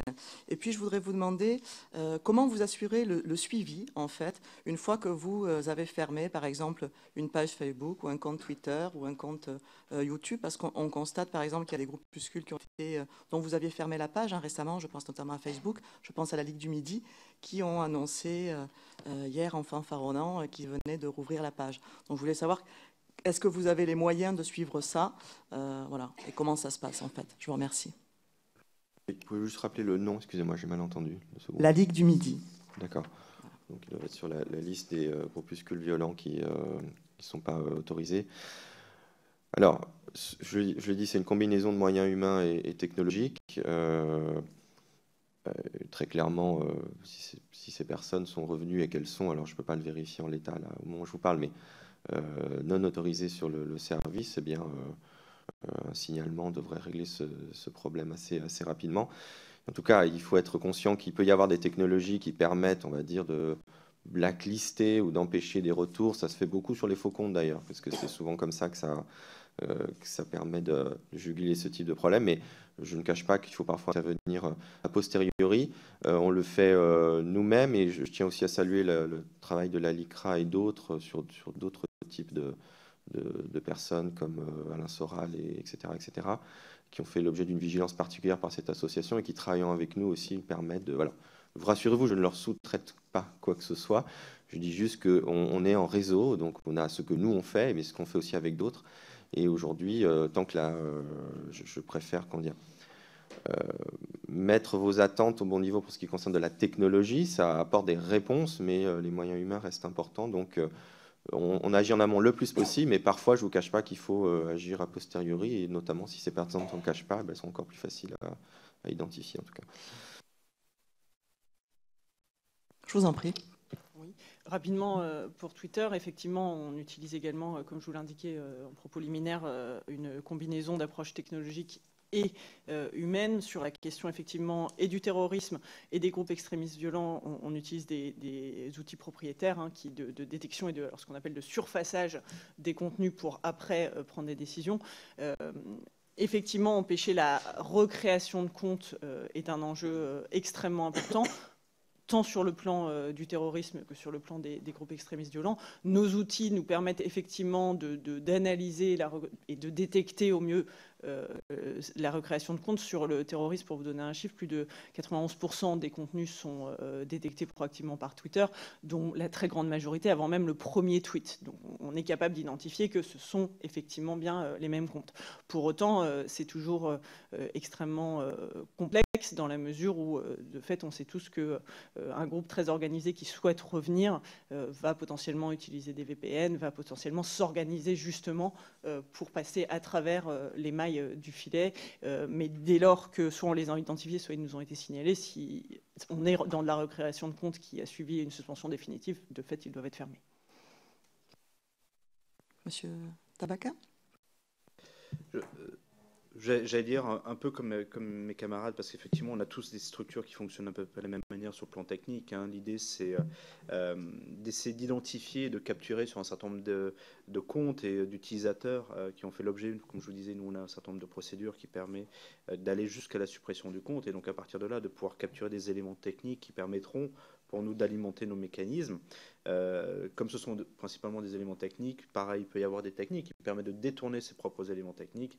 Donc en gros, c'est un peu en permanence ce jeu voilà, du chat et de la souris. Et c'est là où, Antoine le mentionnait, mais c'est là où le rôle aussi d'un certain nombre d'acteurs nous est utile, parce que ça nous permet, eux, qui sont en veille permanente sur un certain nombre de ces acteurs-là, de nous les signaler très rapidement, et nous, derrière, de prendre les actions qui s'en suivent. Donc le bannissement pur et dur, aujourd'hui, sur un plan technique, est très compliqué à gérer, mais c'est quelque chose où on essaye, nous, d'avoir un certain nombre d'outils mis en place.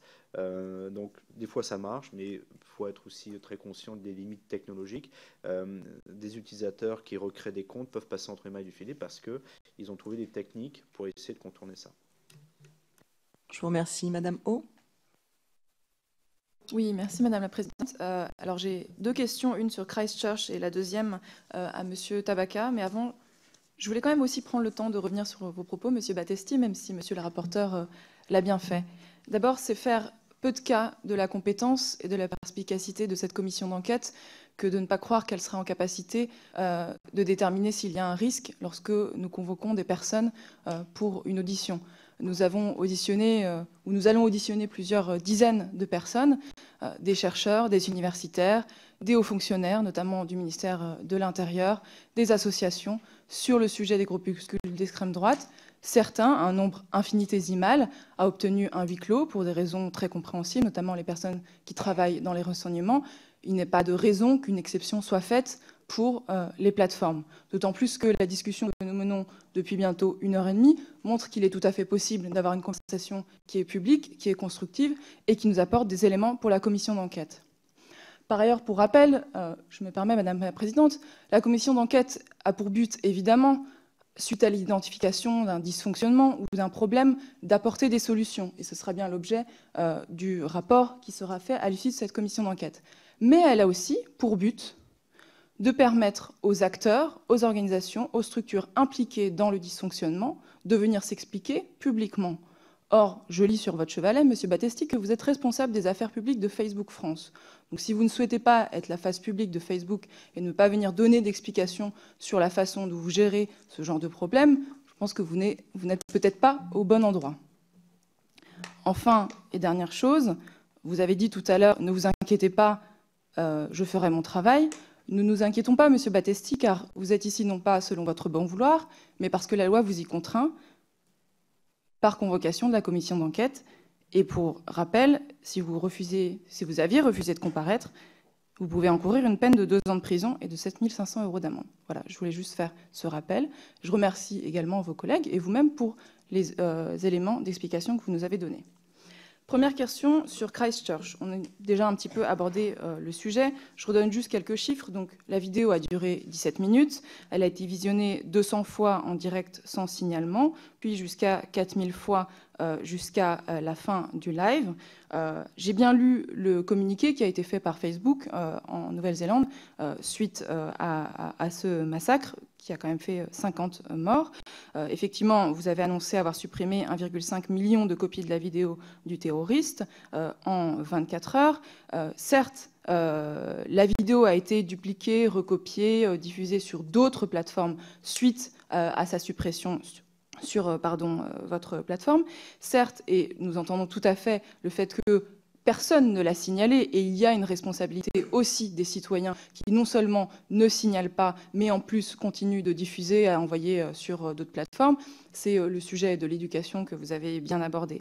Mais enfin, vous l'avez dit vous-même tout à l'heure, aujourd'hui, le signalement est le moyen privilégié de détection. Ce qui nous intéresse, c'est d'abord le constat qu'on ne peut plus s'appuyer uniquement sur le signalement des utilisateurs. On voit bien que ça n'est pas possible, puisqu'au final, le constat, c'est qu'un terroriste peut aujourd'hui diffuser sans problème, en direct, le meurtre de 50 personnes pendant 17 minutes sans en être empêché. Donc vous avez parlé d'outils d'intelligence artificielle. Est-ce que vous pourriez nous en dire plus? J'imagine que c'est actuellement en recherche et développement, mais sur comment est-ce qu'on va faire pour aller au-delà, dépasser cette limite claire qui est aujourd'hui celle du signalement. La deuxième question, elle s'adresse à M. Tabaka. Et je reviens un peu sur notre conversation avec la plateforme de signalement Pharos. Et vous avez dit vous-même, il y a une approche culturelle un peu différente, non pas sur les questions de contenu terroriste et non pas sur les questions de contenu pédopornographique, puisque sur ces sujets-là, nous avons été informés que la réaction des plateformes était tout à fait satisfaisante et que je crois que notamment les vidéos de l'État islamique sont immédiatement suspendues avant même qu'une ou deux personnes les aient vues. Donc de ce point de vue-là, il n'y a pas de souci, semble-t-il. En revanche, il y a une appréciation qui est différente, effectivement, aux États-Unis et en France sur la question de la liberté d'expression et sur ce qu'on peut dire ou pas sur les insultes et ce qu'on appelle le hate speech. Liberté d'expression qui est comprise dans une acception beaucoup plus large aux États-Unis et c'est culturel, vous l'avez dit. Alors comment est-ce que justement vous travaillez, puisque vous êtes directeur des relations institutionnelles de Google France, où nous avons une compréhension plus restrictive, il est vrai, de la liberté d'expression, des insultes, des contenus haineux. Comment est-ce que vous, en tant que responsable France, vous travaillez là-dessus? Merci. Madame Victory. Oui, merci. Alors, c'est la question que j'allais poser. Vous venez juste de la poser, chers collègues. C'était effectivement sur ces questions d'un contexte très inquiétant et de ces contenus qui traversent les frontières et qui se diffusent donc dans le monde entier. Vous en avez parlé, hein, vous nous avez bien dit que vous êtes confrontés à des approches et à des interprétations évidemment qui sont différentes, à des législations qui sont différentes, une vision même du racisme, de l'homophobie ou de la violence qui est différente selon les différents pays, qui ne recoupe pas les mêmes interdits finalement. Donc la question est à la fois simple et difficile. Est-ce que vous avez des outils qui soient différenciés? Est-ce que vous posez certaines limites à certains moments? Est-ce que ces outils sont éthiques ou techniques? Et comment est-ce que vous envisagez qu'il soit possible j'allais dire de résoudre le problème, je ne sais pas si on peut le dire comme ça, mais de faire qu'un jour on arrive à un socle commun de limites et de choses qui ne soient pas dépassables. Voilà. Je vous remercie, Monsieur Rudigoz. Oui, merci Madame la Présidente. Alors, j'ai deux questions. L'une concerne, vous n'avez pas trop parlé, mais votre suivi. Alors, vous avez une vision de tout ce qui peut être site ou page ou compte qui relève de propos, qui tiennent des propos haineux. Mais est-ce que vous faites quelque chose de plus ciblé, justement par rapport à des groupuscules extrémistes? Et on vit dans une période où ces groupuscules extrémistes plutôt idéologiques, de type extrême gauche, extrême droite. Là, on est évidemment sur cette commission d'enquête sur l'extrême droite, mais ça évidemment peut concerner d'autres mouvances. On le voit actuellement avec toutes les violences qui se propagent autour du mouvement des Gilets jaunes et qui, là, sont largement partagées par les groupuscules d'extrême gauche, type la Black Blocs ou extrême droite. Est-ce que dans vos maisons, dans vos sociétés, vous êtes maintenant un peu préoccupés de cela, à suivre un peu plus près, à distinguer? Pendant longtemps, vous avez été très focalisé, je pense, sur ce qui concerne le terrorisme djihadiste, qui est tout à fait compréhensible. On le voit, le terrorisme qui se revendique d'autres idéologies de type là, suprémaciste, extrême droite, peut avoir des conséquences terribles, confère le drame de Christchurch. Donc, est-ce que dans vos maisons mères, il y a une attention particulière qui est portée à ces mouvances par rapport à leur utilisation de vos outils numériques, et voir comment ça évolue et comment vous les traitez, comment vous intervenez pour en stopper certains?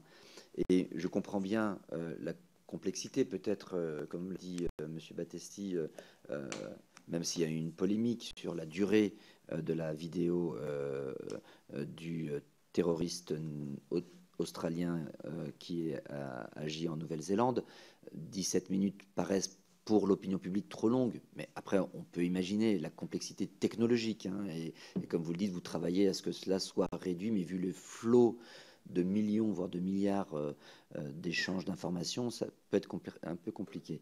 Néanmoins, par contre, parfois, vous avez sur la durée la possibilité de suivre certains, justement, de vos utilisateurs et qui vous sont signalés. Vous avez parlé à un moment donné, M. Battesti, de la LICRA. La LICRA a souvent signalé à des opérateurs comme Google ou comme Twitter la problématique de certains utilisateurs antisémites avérés qui tiennent des propos sur leur compte, des propos abjects, racistes, antisémites.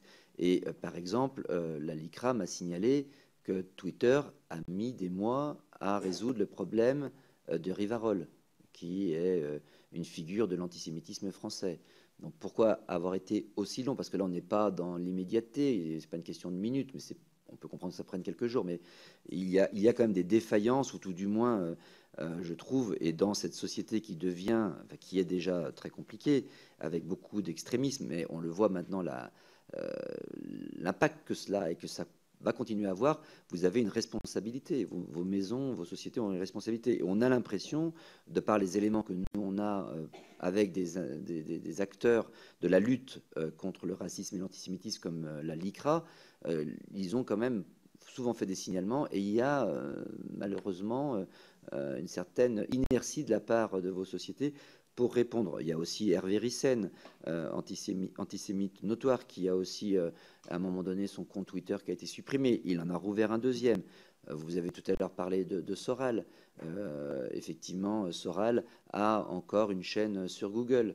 Voilà. Alors après, peut-être que sur cette chaîne, moi, je ne suis pas cela. D'autres le suivent et m'en ont parlé. Ça paraît assez étonnant qu'ils puissent encore profaner un certain nombre de propos racistes et antisémites sur ce type de moyens de communication. Je vous remercie. Madame Thomas. Merci Madame la Présidente. Je voudrais vous poser une question par rapport à l'anonymat.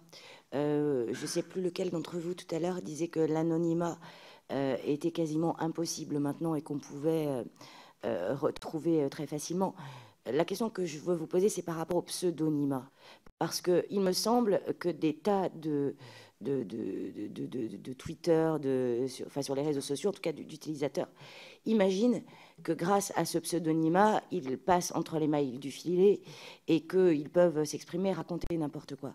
J'aimerais savoir quelle est votre politique pour leur dire attention, c'est pas parce que vous avez un pseudo que vous pourrez raconter n'importe quoi. Et deuxième question, j'aimerais savoir ce que vous pensez de l'idée que pour ouvrir un compte, il faille produire une pièce d'identité. Ça existe pour un tas de sites internet plutôt marchands, mais maintenant la technologie le permet et j'aimerais avoir votre avis sur cette possibilité.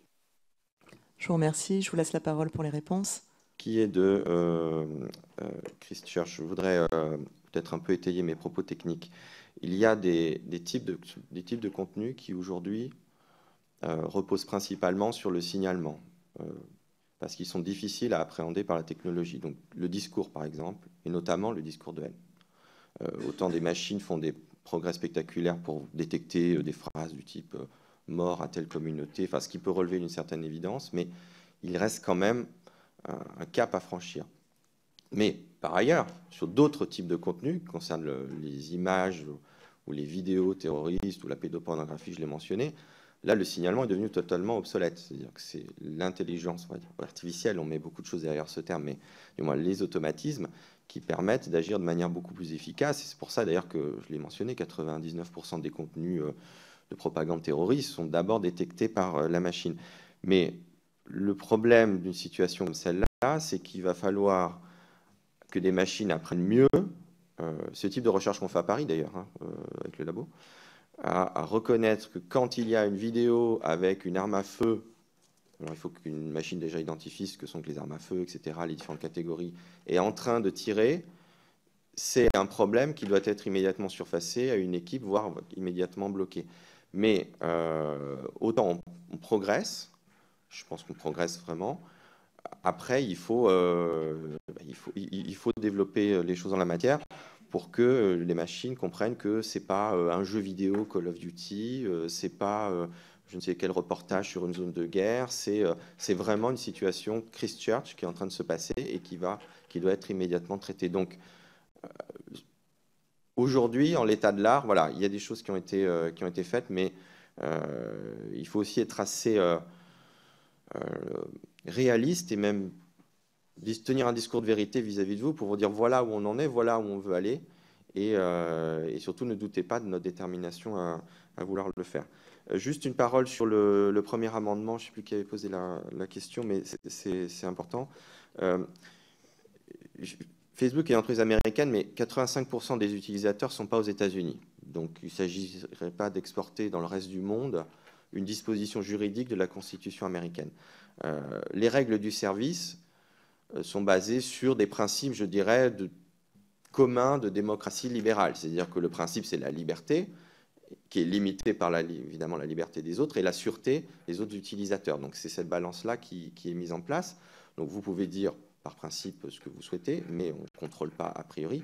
Mais par ailleurs, si vous tenez des discours de haine, évidemment, on va les limiter. Mais ce que je souhaite insister sur un point avec vous qui peut-être vous intéressera, c'est que les règles du service de Facebook sont plus strictes que la liberté juridique donnée par la Constitution américaine et s'applique à tout le monde. Donc, quand vous êtes un Américain qui utilise Facebook aux États-Unis, quand vous êtes sur Facebook, vous ne pouvez pas invoquer le premier amendement. Vous avez une liberté d'expression, mais quelque part, qui n'est pas celle que vous confère la Constitution, parce que vous êtes sur un service privé qui a aussi ses propres règles et qui a décidé, pour les raisons qui lui sont propres, de les limiter. Et par ailleurs, chaque fois qu'une notification légale nous est faite sur des contenus, notamment via Pharos, on en parlait tout à l'heure, c'est évident que la loi du pays doit être respectée. C'est d'autant plus facile quand il s'agit d'États démocratiques avec des procédures en place. Voilà, je vous laisse. Oui, merci Antoine. Pour reprendre dans l'ordre, Madame la députée, vous posiez la question de effectivement comment on dépasse la question du signalement. C'est tout l'enjeu et c'est ce qu'on essaye de faire. La route est longue, hein, mais l'objectif, clairement, chez Twitter, c'est de faire en sorte que, dans un monde idéal, aucun utilisateur victime n'ait besoin de signaler. Parce qu'on sait que ça rajoute une charge à la victime. C'est pour ça qu'aujourd'hui, on utilise une conjonction d'automatisation et de revue humaine. Voilà, on est obligé encore de se reposer sur du signalement. Maintenant, on a, comme je vous le détaillais, on a mis en place de l'analyse sur les comportements. On a deux champs d'action qui sont proactifs et qui sont très efficaces. Le terrorisme d'un côté avec 91% de retrait de contenu proactif, la pédopornographie de l'autre côté avec 97% de retrait proactif. Aujourd'hui, on est encore obligé, malheureusement, de se reposer sur le signalement, mais l'objectif à terme est de perfectionner au maximum nos technologies pour pouvoir effectivement retirer la charge des utilisateurs. Pour autant, on sait aussi que les gens qui visent à propager la violence ou la haine sont suffisamment créatifs pour faire en sorte qu'on ait en permanence un temps de retard. Et de fait, même si on retravaille nos technologies en permanence et qu'on forme nos modérateurs en permanence, on aura aussi toujours besoin de s'adapter et on aura toujours besoin, je pense, à un moment, d'avoir du signalement des utilisateurs. Pour autant, notre objectif est clairement qu'à terme, ce soit une part résiduelle. Sur la question, effectivement, de gérer l'intégralité des champs législatifs mondiaux. En tant que plateforme globale, on opère effectivement dans quasiment tous les pays du monde. Je dis quasiment parce que Twitter est bloqué dans un certain nombre de pays. Je mets là aussi ma double casquette puisqu'il est marqué France sur mon chevalet, mais j'ai aussi des responsabilités hors France. C'est effectivement un challenge pour nous d'avoir de la cohérence au niveau global, de rester une entreprise et donc d'être au maximum neutre sur les choix que nous faisons, et puis pour autant de respecter les législations des États dans lesquels on opère et de garantir de la sécurité à tous nos utilisateurs. Nos règles d'utilisation permettent effectivement, comme l'expliquait Anton, de couvrir un maximum de législation. Et puis, il y a un point très important, et c'est la capacité qu'on utilise en France particulièrement de géobloquer du contenu, c'est-à-dire qu'un signalement qui va être fait en France par un utilisateur français va être revu d'abord au regard de nos règles d'utilisation, puis au regard de la loi française. S'il est en violation de la loi française, il sera bloqué et donc non visible en France. C'est un moyen pour nous, effectivement, d'arriver à répondre au mieux à cette question de conflit de loi. Sur la question que vous aviez, monsieur le député, sur nos actions précises sur les groupuscules extrémistes violents, comme je vous l'indiquais en introduction, Twitter a une politique ferme sur ce sujet, puisque nous interdisons l'accès de nos services à ces groupuscules. Donc là, alors, terroristes et groupuscules extrémistes violents, on se base donc sur les critères que je mentionnais, et donc on prend appui évidemment sur la liste européenne des groupes considérés comme extrémistes violents en Europe, mais sur aussi des analyses de chercheurs. Pour vous donner un chiffre, je ne pourrais pas rentrer dans le détail des groupes, mais en Europe, on a identifié 27 groupes qui ont des factions en Europe, qui sont évalués par nos services comme réunissant les critères, donc se qualifier eux-mêmes comme extrémistes violents, avoir promu ou avoir eu des actions violentes et cibler les civils. Et 4 de ces groupes sont connus pour avoir une présence en France. Voilà. Enfin, sur les comptes en question, vous comprendrez que je ne peux pas commenter des comptes individuels, mais je pourrais évidemment, à l'issue de cette audition, échanger avec vous sur ces cas particuliers. Enfin, sur la question, Madame la députée, du pseudonymat, puisque c'est une question chère à Twitter, il est très clair que la possibilité laissée aux utilisateurs d'utiliser ou non leur identité réelle fait partie de l'ADN de Twitter. C'est une conviction qui est très forte chez nous, qui dépasse la question effectivement des comptes des activistes dans des régions les plus dangereuses du monde. C'est aussi permettre à des jeunes qui ont envie d'échanger avec leur communauté par rapport à leur orientation sexuelle de pouvoir s'exprimer librement. C'est permettre à des femmes qui ont été victimes de violences sexistes au travail, comme on le voit en ce moment, de s'exprimer librement et fortement sur notre plateforme. Donc on pense que le pseudonymat sur Internet est fondamental. Je ne reviendrai pas sur la distinction entre anonymat et pseudonymat, mais de fait, et c'est ce que dit la Cour européenne des droits de l'homme, le pseudonymat permet la liberté d'expression tout en permettant les poursuites judiciaires, et c'est là où on travaille évidemment avec les forces de l'ordre pour permettre ces poursuites. Sur la collecte des pièces d'identité, très clairement, Twitter est non seulement dans une démarche de minimisation des données détenues à des fins de protection de la vie privée des utilisateurs. Donc, de fait, nous sommes contre cette collecte. Je rappellerai même que c'est, je pense, contraire à l'objectif de collecte pertinente et strictement nécessaire à l'utilisation des services qui est demandé par la CNIL. Et puis, encore une fois, nous travaillons étroitement avec les forces de l'ordre pour permettre derrière les enquêtes. Vous avez l'anonymat de ceux qui vont diffuser du contenu haineux. Comment vous arrivez à transmettre aux autorités l'anonymat réel des personnes? Alors, je pense qu'il faut distinguer les personnes qui sont sous anonymat réel sur Internet de ceux qui sont sous pseudonyme. C'est pas la même chose de créer un compte qui s'appellera bisoubisou23, mais en ayant utilisé sa vraie adresse email, donner son vrai numéro de téléphone et avoir une adresse IP qui est l'adresse IP de chez soi, et de s'être organisé avec des proxys et des VPN pour effectivement se rendre complètement anonyme. Je pense que la part, je n'ai pas de données chiffrées sur ce point, mais je pense que la part des personnes qui sont organisées pour être effectivement complètement anonyme sur Internet est réduite. Pour le reste des utilisateurs, effectivement, en tant qu'entreprise, même si nous, on a une politique de détention de données qui est effectivement d'en détenir le moins possible, nous détenons les données de connexion de base, à savoir adresse email et numéro de téléphone si il nous a été transmis, et les adresses IP et de création du compte et de connexion. Donc ça, ce sont les données que nous pouvons fournir aux forces de l'ordre quand elles nous demandent, quand on peut effectivement aller chercher au-delà du pseudonyme pour faciliter des poursuites judiciaires. Alors, je vais déjà répondre à votre question, Madame la députée Delfino, et effectivement qui est connectée à la vôtre, Madame la députée Michèle Victory, sur effectivement le point, on va dire, pharos et l'application des différents régimes.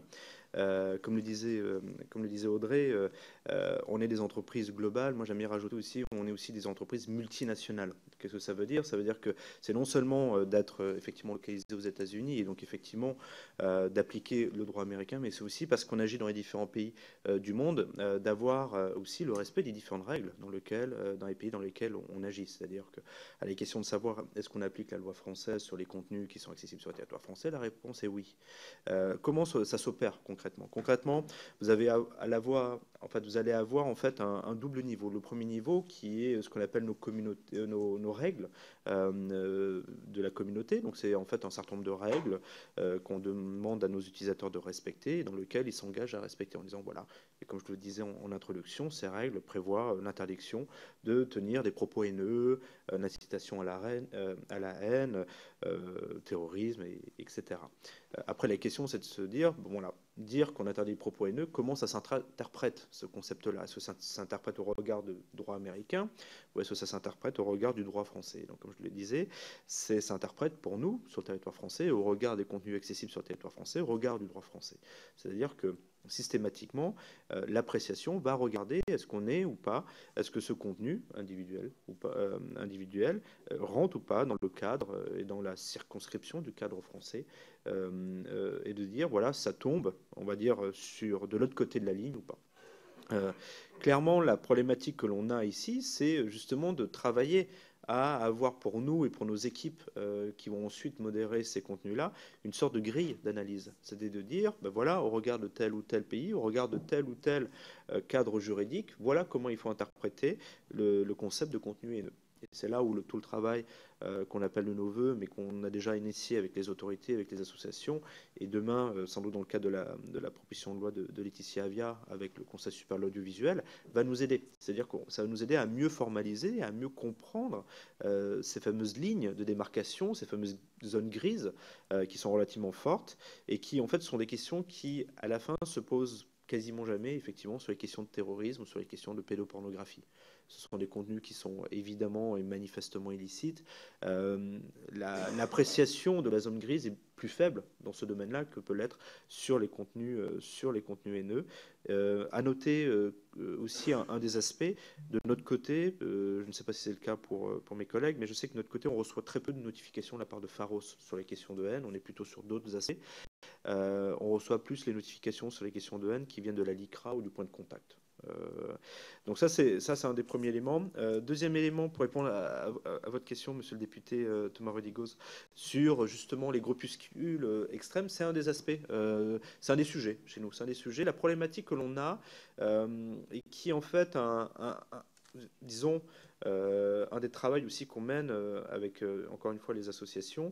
Par exemple, avec la LICRA, on se parle, il parle avec les personnes de mon équipe de manière quasiment hebdomadaire, hein, justement sur éventuellement des propos antisémites, sur des acteurs de ces propos-là. Toujours une des problématiques que l'on a, c'est comment on apprécie un utilisateur au regard des contenus qu'il porte. C'est-à-dire que le droit français a toujours été conçu pour sanctionner non pas la personne qui porte le contenu, mais les contenus eux-mêmes. C'est-à-dire que ce que nous, on a pu constater sur nos plateformes, c'est que, par exemple, certaines personnes que vous avez mentionnées vont pouvoir faire des vidéos qui ne seront pas les mêmes selon les différentes plateformes. Et donc, qui pourraient tomber sous le coup d'une règle sur d'autres plateformes, ou sous le coup de la loi sur d'autres plateformes, et qui ne tomberaient pas sous le coup de la loi sur la nôtre, parce que les propos tenus, juridiquement, ne sont pas contraires à la loi française. Et donc on se retrouve dans une situation où aujourd'hui, la manière pour nous d'appréhender, la manière dont les autorités peuvent appréhender un certain nombre de ces acteurs-là, c'est par l'intermédiaire des propos qu'ils tiennent. Et dès lors que les propos qui sont tenus respectent cette zone et ne franchissent pas la ligne rouge, la raison, le fondement juridique pour interdire à ces personnes de s'exprimer, finalement, en fait, n'existe pas. Et c'est là où peut-être la réflexion de votre commission se portera, de dire comment le cadre juridique est capable de pouvoir jongler, en quelque sorte, entre l'interdiction des contenus versus l'interdiction des auteurs des contenus, peu importe les contenus qu'ils peuvent tenir. C'est plus une question pour le législateur, parce que c'est une question très forte d'équilibre entre les différents intérêts en cause, la liberté d'expression de manière générale. Donc ça, c'est un des sujets qui est au cœur en fait, de nos discussions et sur lequel on a des échanges réguliers avec les associations, où en fait, en permanence, on peut nous notifier des utilisateurs en disant cet utilisateur, regardez, c'est quelqu'un qui est très connu pour tenir des propos antisémites, mais s'il ne tient pas ces propos-là sur notre plateforme, nous n'avons aucun fondement et il n'y a aucun fondement juridique pour pouvoir retirer ou bloquer une chaîne de cet utilisateur-là. Donc ça, c'est un élément assez fort et je pense que c'est plus une réflexion effectivement pour votre commission et sans doute dans le cadre aussi de la proposition de loi de Laetitia Avia. Et pour répondre à votre question, Madame la députée Valérie Thomas, sur les questions de pseudonymat, que je le rappelais en propos liminaire, en France, on communique aux autorités, on ne rend pas public justement, mais on communique aux autorités les identités d'environ 11 000 personnes chaque année. C'est-à-dire que des autorités vont nous demander, je ne sais pas si c'est bisou 23 ou peu importe, mais de dire, voilà, on a cet utilisateur sur votre plateforme qui a mis en ligne ces contenus-là, merci de nous donner l'ensemble des éléments techniques qui permettent d'identifier cet utilisateur-là. On a une obligation légale de le faire, c'est tiré de la loi 2004-475 du 15 juin 2004 sur la confiance pour l'économie numérique, dite la loi LCN, qui a une obligation en fait qui repose sur les différents intermédiaires d'Internet de conserver à des fins de communication pendant une durée d'1 an les données permettant d'identifier l'auteur des contenus. Donc en fait ce sont les données techniques qui permettent ensuite aux autorités de remonter. Alors qu'est-ce que ça peut être des données techniques? Ça peut être l'adresse IP utilisée par l'utilisateur. Donc à partir de là, ils vont aller contacter l'opérateur mobile ou le fournisseur d'accès pour dire qui est derrière cette adresse IP. Ça peut être des éléments d'identification qui peut être conservé par notre plateforme au regard en fait d'activités qu'il peut avoir dessus. Ça peut être un numéro de carte bancaire qui permet ensuite à l'autorité, au travers des banques, de remonter au titulaire de cette carte bancaire, etc., etc. Donc en fait, le principe d'anonymat sur ces plateformes-là n'existe pas, puisque bien évidemment, on a une obligation légale de conserver ces données-là. Si on ne les conserve pas, on s'expose à des sanctions. Si on ne divulgue pas à la demande des autorités ces données-là, on s'expose à une sanction. Donc en fait, c'est pour ça que la problématique, c'est cette question de se dire, est-ce qu'aujourd'hui les autorités ont aussi les moyens de faire ces demandes, de récupérer l'information, de les traiter et surtout derrière d'aboutir à des poursuites. Puisque c'est un des enjeux aussi, je pense, dans ce débat-là, d'enclencher des poursuites sur un certain nombre d'individus qui pourraient émettre des contenus illégaux. Et sur la question de la collecte d'informations sensibles comme les pièces d'identité, je pense qu'il faut aussi avoir en fait une vision, j'allais dire, très large de la question. C'est pas tellement vis-à-vis notamment de nos plateformes, mais surtout, comme je disais, de l'ensemble des plateformes, puisque c'est une obligation qu'il faudrait dans ce cas-là étendre à tout le monde, et donc se dire comment derrière on s'assure de l'intégrité de cette donnée-là. C'est-à-dire qu'on connaît aujourd'hui toutes les difficultés que certains acteurs peuvent avoir en termes de sécurisation des données. Demain, si une petite plateforme collecte toutes les cartes d'identité et les stocks sur son serveur, et que ce serveur-là fait l'objet d'une brèche de sécurité, ces données très sensibles qui peuvent être utilisées là pour le coup, pour faire énormément de choses, sont exposés à l'abus de tous. Donc c'est vrai que c'est un des aspects là-dessus auquel il faut, nous, toujours faire très attention.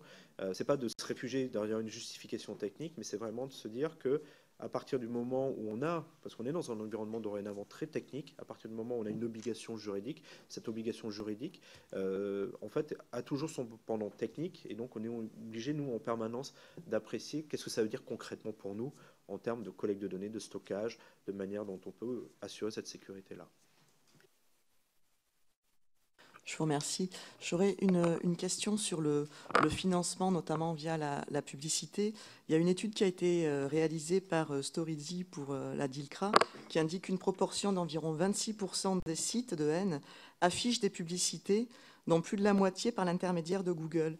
Donc le chercheur Tristan Mendes France nous a pointé ce point et nous a alerté sur le financement de mouvances qui sont toxiques par ce biais. Est-ce que vous en avez conscience ? Et si oui, qu'est-ce que vous pensez pouvoir faire pour éradiquer ce phénomène? Je vous remercie. C'est pour être très clair avec vous, c'est un phénomène que nous, on ne veut pas, en fait, on ne veut pas voir nos produits être utilisés par des personnes qui vont répandre des propos de haine ou des propos illicites. Et ça, c'est quelque chose qui est très clair et sur lequel moi je veux être aussi très clair avec vous.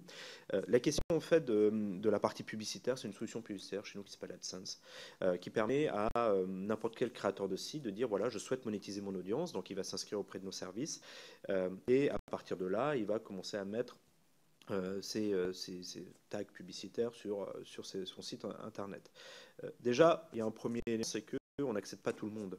Donc ça, c'est le premier, c'est un élément très fort, c'est-à-dire que c'est 12% des personnes qui demandent à bénéficier de cette solution qui sont à la fin acceptées. Donc ça, c'est le premier élément. On a déjà un premier niveau de vérification à ce niveau-là. Deuxième élément, c'est que, bien évidemment, les annonceurs publicitaires ne souhaitent pas être mis en regard de ces contenus. Et donc là, on a tout un travail avec nos équipes, chez nous ça s'appelle Trust and Safety, qui sont destinées à aller s'assurer qu'on ne va pas avoir soit des publicités, ce qui peut arriver, soit des sites qui bénéficier de ces services publicitaires et donc à la fin de financement et qui viendraient en violation de nos règles publicitaires. Donc on a aussi, une fois, désolé des chiffres, mais c'est par exemple l'année dernière on a retiré l'accès, on a bloqué l'accès à plus de, je crois que c'est 320 000 éditeurs de sites qui ont été bloqués parce qu'ils enfreignaient une de ces règles-là. Tout l'enjeu que l'on a aujourd'hui, et c'est toujours en fait le même enjeu, c'est d'être capable pour nous de pouvoir collecter de l'information. Comme je le disais par exemple sur YouTube, quand je vous disais qu'on avait eu plus de 8 millions de vidéos retirées, que 70% étaient détectées automatiquement, sans flag par une association ou un humain, l'enjeu c'est aussi de pouvoir faire en sorte que l'ensemble de ces outils-là soient utilisés également sur le plan publicitaire. Mais clairement pour nous, c'est que la publicité n'a pas, et nos services publicitaires n'ont pas à être utilisés par des sites qui portent atteinte effectivement et qui incitent à la violence, qui incitent à la violence contre un groupe, contre un individu ou quel que soit le type de cas de violence. Et donc en fait c'est parti aujourd'hui d'un des objectifs sur lesquels nos équipes sont en train de travailler, de dire comment on peut de manière beaucoup plus active réussir à détecter ces éditeurs de sites, parce que quelquefois qu'est-ce qui se passe, ils vont venir, ils vont s'inscrire avec un site qui n'a rien à voir, un blog ou un site totalement on va dire, sans aucun contenu préjudiciable dessus, et utiliseront le même tag pour le mettre sur d'autres pages ou d'autres contenus. Donc ça, c'est un des aspects sur lesquels on travaille effectivement. Mais donc, pour être vraiment clair avec vous, c'est un des aspects qu'on a conscience qu'on a des gens qui abusent de nos systèmes par ce biais-là, et qu'on souhaite nous les adresser, parce que ce n'est pas l'objectif de nos produits publicitaires d'être utilisés sur de tels types de contenus. D'accord, je vous remercie. Quelqu'un a une question ? Madame Victory, je vous en prie. Oui, c'est une question sur les forces en présence, si on peut dire. Quand on a visité la plateforme Pharos, on a quand même vu que par rapport au volume de travail qui était à faire, il y a vraiment peu de personnes. Donc ma question est assez simple en termes de ressources humaines et de volumétrie dans vos entreprises. Est-ce qu'on peut avoir une petite idée du chiffre que ça représente, du volume, en termes de ressources humaines vraiment, et pas d'intelligence artificielle? Merci. Merci Madame la députée. Chez Twitter, on a une approche qui essaie de conjuguer donc la technologie et la ressource et les humains. On ne communique pas sur notre chiffre de modérateurs. En revanche, ce que je peux vous dire, c'est qu'on a une équipe globale qui fournit un support 24 heures sur 24, qui est située donc dans plusieurs points du monde pour justement assurer support 24 heures sur 24, qui est constituée de francophones qui sont formés en permanence, effectivement, comme on le disait précédemment, sur les questions spécifiques et culturelles liées à la France. Un exemple, c'est la notion de four.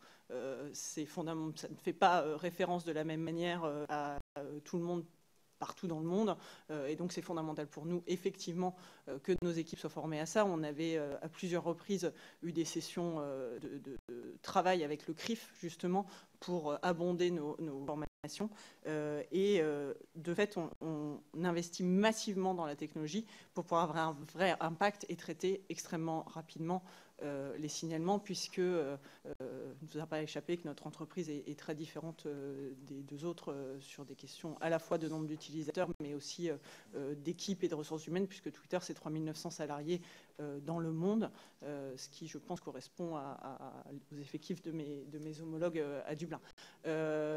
Et encore une fois, c'est aussi comment on agit proactivement et donc avec la technologie sur les contenus illicites.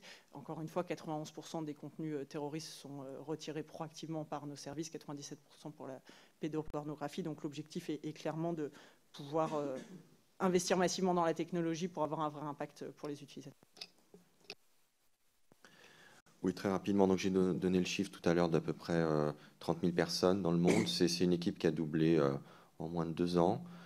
Pour répondre à ce qu'on disait tout à l'heure sur le fait que la technologie ne pourra pas immédiatement régler toutes les difficultés.